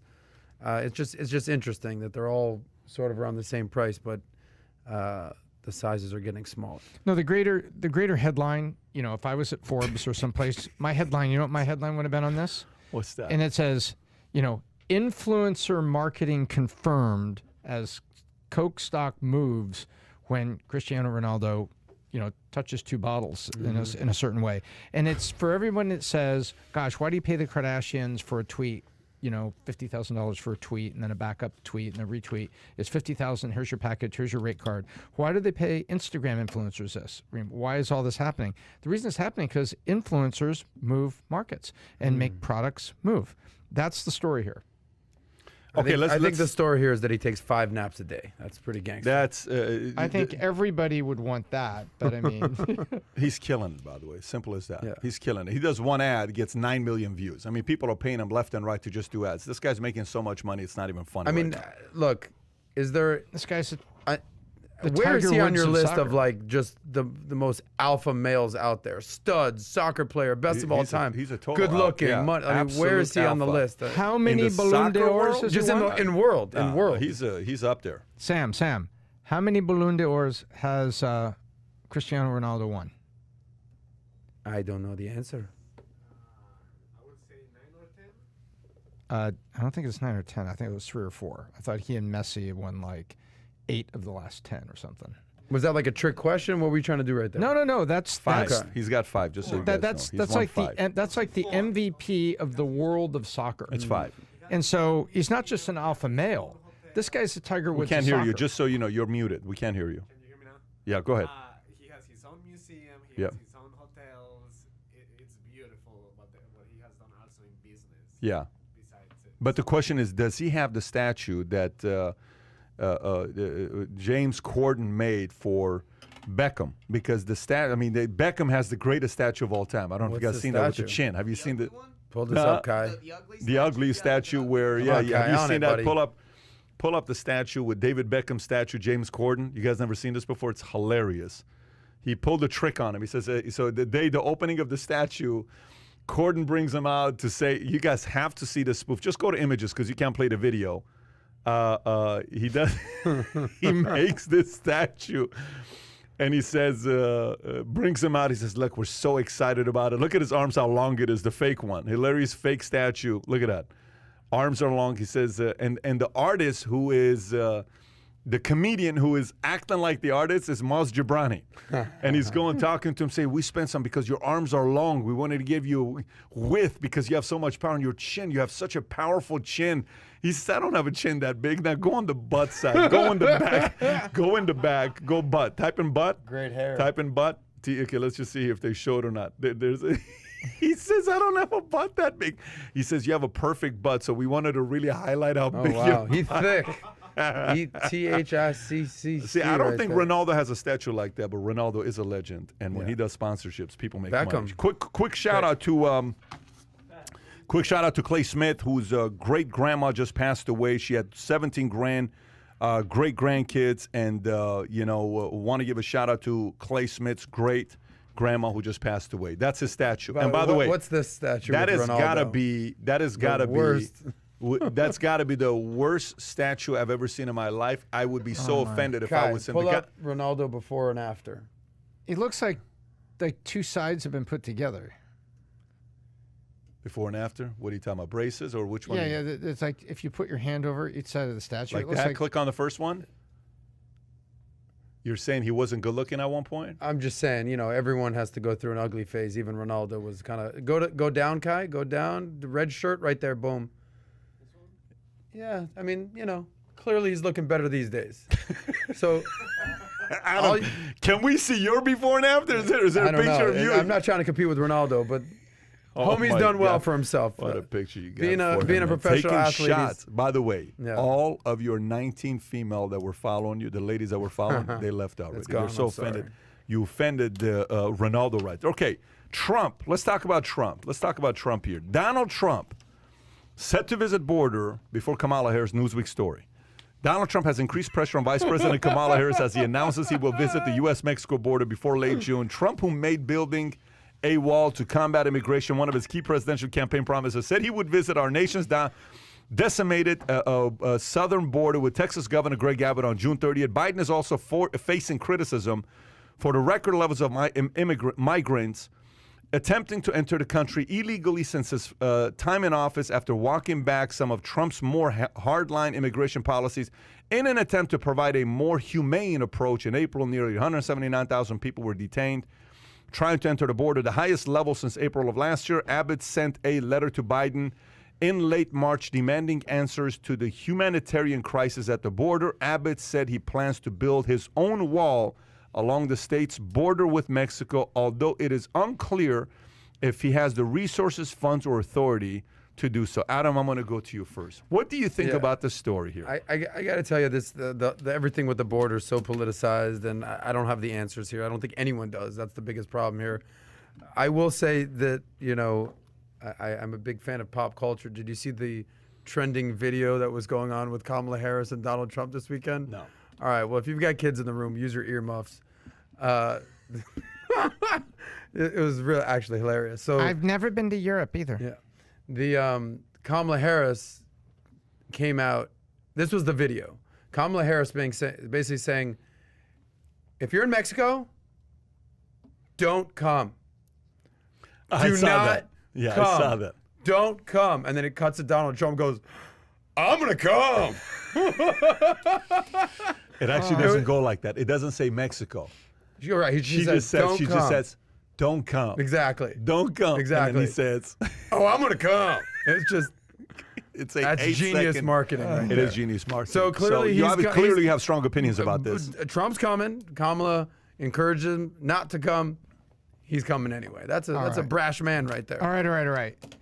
BizDoc is no. You're not allowed to have fun on BizDoc time. It's time to get down to He's business. about to cancel you. Time to- Barkley's Do getting not canceled. cancel me, BizDoc. Go ahead.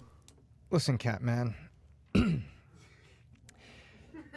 This is all about the narrative, right? What was the narrative? They wanted to get him out of office. They wanted him defeated at the re-election.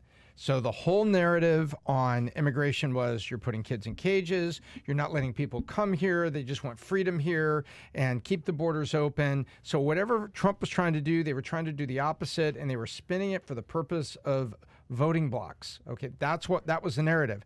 Now it goes the other way. The other way is now Biden's in office, Trump is gone, and you've got Arizona and Texas and the city of Austin. And remember, there's a lot of Californians that are in Austin, and there's a big thing down there, and all these billboards and T-shirts you can get. Keep Austin weird, mean weirder than the rest of Texas, meaning more lavender than blue or red. The narrative is now, hey, we have some very real problems here that need to be cleaned up. We got problems here. San Francisco does not like national news stories talking about feces, urine, syringes, and homelessness. They don't like it. And there are people there that want to see it fixed. And now it's a different side of the narrative. The narrative when you're getting Trump out is the whole problem at the border is about Trump and give these people freedom. Now the vice president is going down there saying, do not Don't come come. here. Don't. Stop. I'm going to do the whole thing. She's saying, don't come across. This is a bigger problem. We want to know why they're leaving their country. And what did Trump say? Stop. The point Oh, here, I'm gonna. they're flipping the narrative. And it is so cruel to the American voter. It is so cruel to the people that you're supposed to be serving that are living in these communities where these secondary problems are happening because there's nowhere for these folks to go. If they were joining up with relatives, they were finding a job, they had things going, then give us your tired, your poor, your huddled masses, yearning to be free, come across. So what's your solution? Be solution oriented. You're identifying the problem. What's the damn solution my here, solution is that America is not a race. America is a melting pot, an experiment of people that came from somewhere. And have a door at the border, welcome people that are refugees, but there's a process to do it. You can't have them streaming across. So a big, beautiful door. And one moment, you've got people just all over the border issue and just ignoring all the secondary issues because they just want to get Trump out of office. And now they're willing to look at some of these problems, and it's like they're going the other way. It's the hypocrisy of this is just stifling. Let me ask you, you ever lived in a gated community? Well, would a high rise be considered a gated community? Where Yeah, you lived with millionaires and decamillionaires. Where you lived, there was a lot of rich people in that building. that's true. That's called a gated community. Yeah. Right? There was a lot of security when people I came agree. in. How'd you like that? It's nice. It's nice, right? Okay, I do as well. I think Yeah. America's got to become a gated community because where do people typically want to go to? The fanciest places. What's the fanciest country in the world? Still, today it's Monaco. U.S. Where you lived is a pretty fancy place. It's a beautiful place, right? It was gated.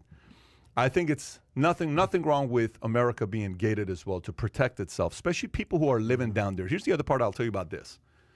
Do you think Years we need, ago- Oh, go ahead. No, do you think we need a gate on both sides? Not on Canada's side. Okay. You know why? You know why? Because Canadian government is actually doing a decent job keeping their people there. Mm-hmm. And Canadian are not trying to break the law to come down here. We don't have a Canadian border problem. We have a This is South and Mexico's Central problem. America problem. It's not just Mexico. Salvadorians are going through Guatemala, etc. To make it, it's a South and Central America problem, not a Canada problem that we have. A border problem. I mean, nobody from Europe is swimming out here. It's a long swim. So it's going to be, we don't need to put a border between there because the sharks are going to handle that themselves. We don't need to worry about that. We got great security in the Atlantic Ocean. Canadians are some of the greatest people in the world. They are, except for any one of them in this room. They got some issues. Everybody else, I would say yes. Now, let's talk about this. Now, I see Canadians are very good, and they know how to drink a lot of beer, by the way, kokanee. So here's a part about this here. So a for core me, it's very competency. simple.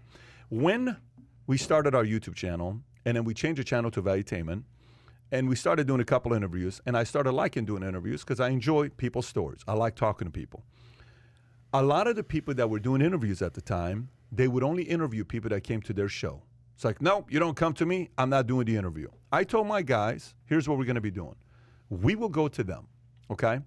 And here's what I want you to do. When I go to cities to do an interview, I want you to set me up with 3. If there's 3 interviews in a city, I'll go. So my booker had one job. They're going to put 3 interviews in a city. Yep. I'm going. So I'd go to New York. Tom remembers my schedule. Let me tell you, it's not easy because you have to remember the notes, the facts, all that stuff, and the questions. So you're sitting down 1 minute from, you know, a general, who was a general that we interviewed in New York?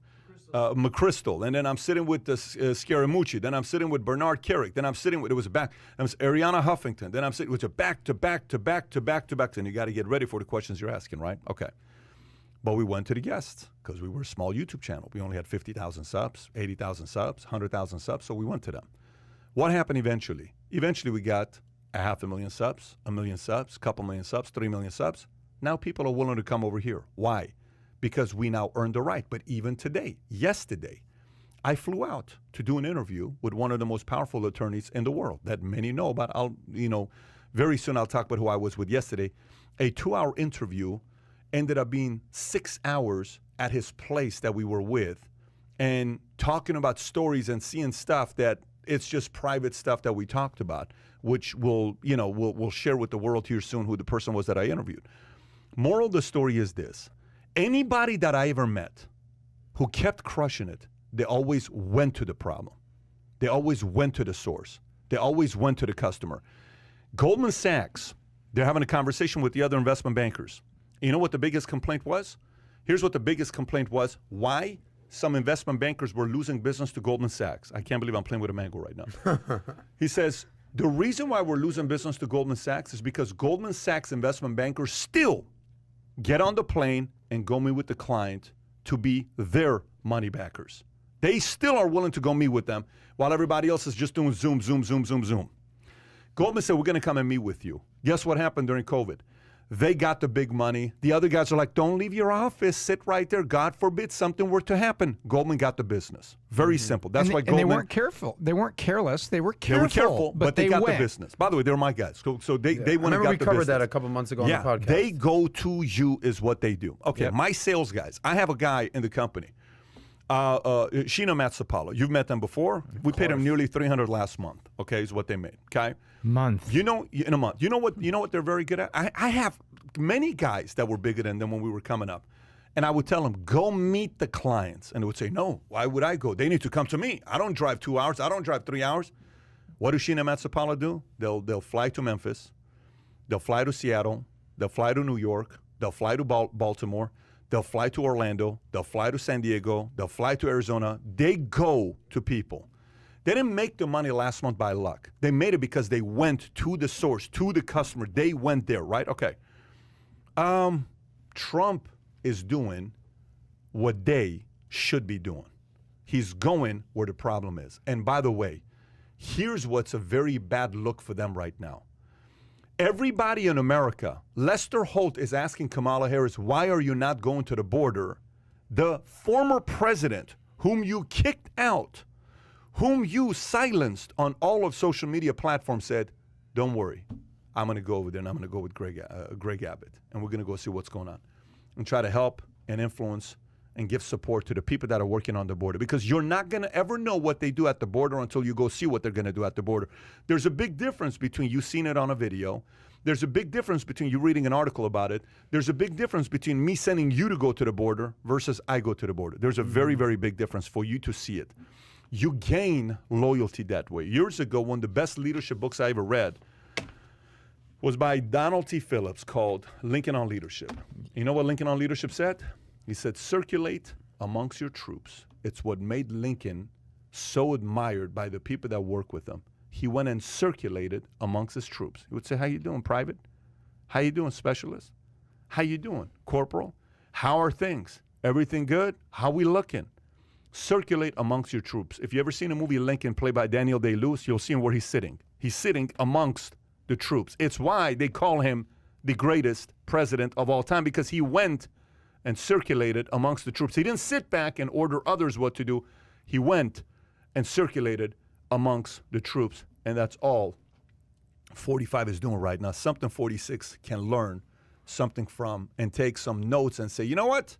Maybe we ought to go out there, because we're looking like fools right now that the former president needs to go out there and we're not even going there. And the number one issue, one of the biggest issues we're facing right now in America is what? Immigration, because we made people in South and Central America think it's open borders, come on down. It's not a good look for the current administration, and all I can tell you is Trump capitalized on an opportunity, and it looks very good for him for 2024. Not saying he's going to run or not. It's a very good look for him because it shows Republicans care more about the border than Democrats do. Historically, Democrats have always been known what? They care more about those coming across the border more than anybody else does, but they're not going there. If Republicans win that statement, which is what? Republicans care more about the border than others. Is that a small percentage? Could that be a half a point? Could that be 1 point? Could that be a quarter of a point? Could that be a point and a half? It could be. Does a point and a half mean anything in midterms? Does a point mean anything in midterms? I mean, Trump just announced he's going on a tour across the country with what? Bill O'Reilly to go and do what? To talk and, you know, address issues and answer questions. And he's going out there working as a president that's just not sitting there saying, I'm going to go out there and circulate amongst the troops.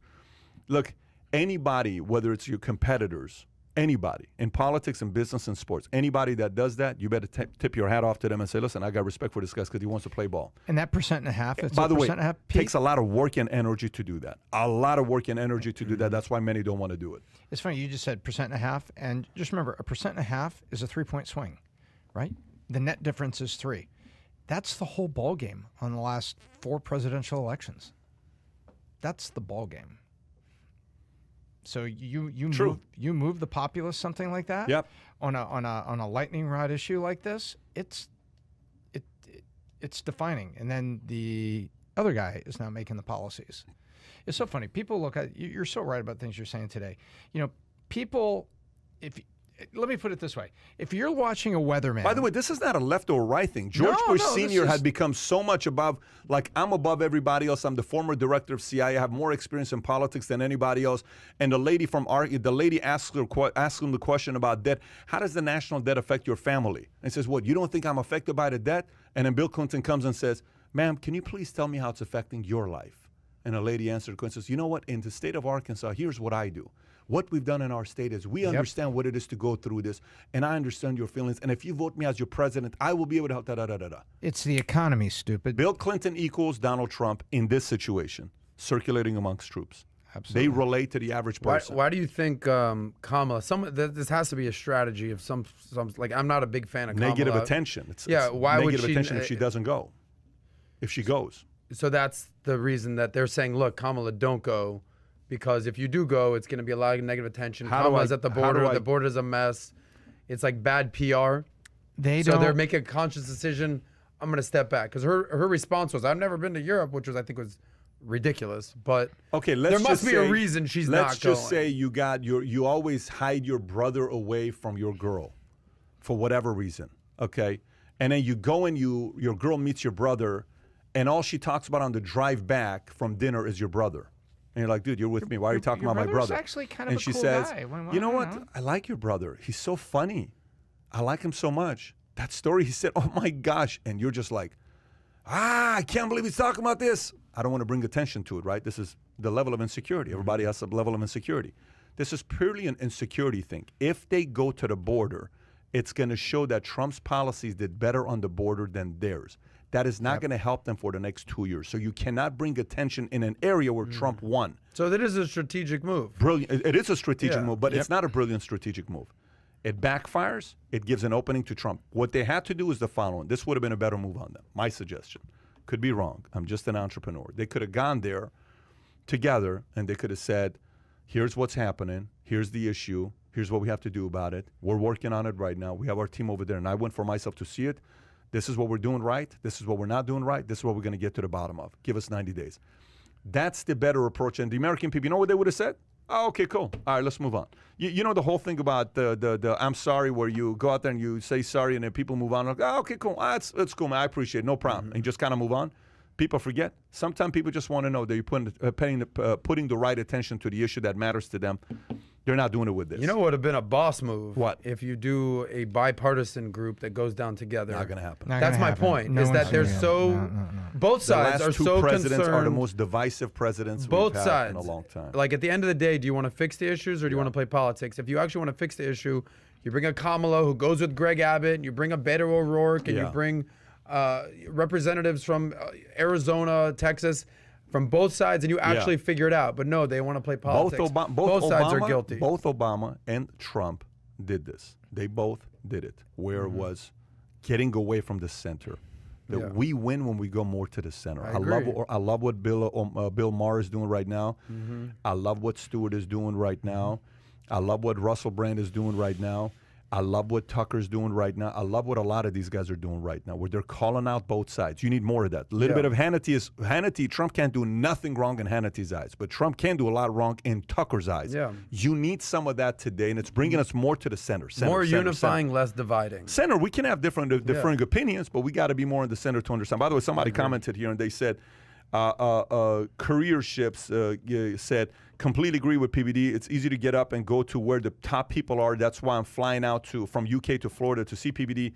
Tom, Adam, and the Vault in September. See you All there. right. Richard, we're looking forward to seeing you. I do a conference once a year, and it's called the Vault Conference. The last one we did it was 2019. And people from 40-plus countries showed up. It was only 500 people. This one we're doing this year at the Diplomat, we're expecting 3,000 people to show up from 100-plus different countries. And the speakers we're about to announce, they're very strategic speakers that we're going to have at this event. And it's going to be investors, founders, entrepreneurs, C-suite executives, salespeople, employees who want to grow their business, and those that are trying to raise their money. This is not an event I would miss if I were you, especially after us going through COVID. You're going to want to find out strategies that are working for people post-COVID. There's going to be there's a lot of money being made right now because people simply have better strategies than you. And if you're not yet registered and you want to go with us, go to, I think the website is what? TheVaultConference.com. Can you put pull the it link, up. bro? Let's see it. Put the, matter of fact, go to the website, TheVaultConference.com to show it. We want to see all of you. If you're not And registered this is going yet, down what? Early September? What are the First dates week of exactly? September. September 1st, September 2nd. at the Diplomat, and then we're doing some unique things at the end. We're going to get a yacht, and we're going to go out. The Diplomat is a beautiful Sick. property. It'll be 2.5 days of training. You'll get that manual that we have there, and the tickets go to the bottom. There'll be general seating, general seats, platinum, executive, founder, CEO. I think Nice. CEO's fully sold out. It says Two 5. I left. think it's one or two left. One or Yeah. two left. That's about to be sold out, so you can't buy that ticket. Founder's about to be sold out. You can only buy the general, platinum, and executive tickets. And I definitely look forward to seeing many of you guys. And by the if way, you're the not people yet that want to come registered visit the for it. South Florida, it's actually a cheaper time of year to come. You can fly into Fort Lauderdale or Miami to get to this location. And I guess at right now, we got to give a quick shout out to the team that's putting this together, the sales guys, my Leo, gosh. The VT Roy, team? They're doing a great Eric, job. Yeah. my guy Donnie Brasco. They're doing a great job. I got to give them respect. They're doing a great job. They're old as well. Okay, having said that, gang, Daryl? I think we're doing podcast next week, Monday. instead of Tuesday. So we're going to be doing podcasts on Monday next week, not on Tuesday. So put it on your calendar. Monday, 9 o'clock, Sambel, or is it same time, 9 o'clock? Okay, Monday, 9 o'clock, not Tuesday. We will do it again next Monday, 9 o'clock. Have a wonderful weekend. Everybody, go Bucks. Take care. Bye-bye, bye-bye.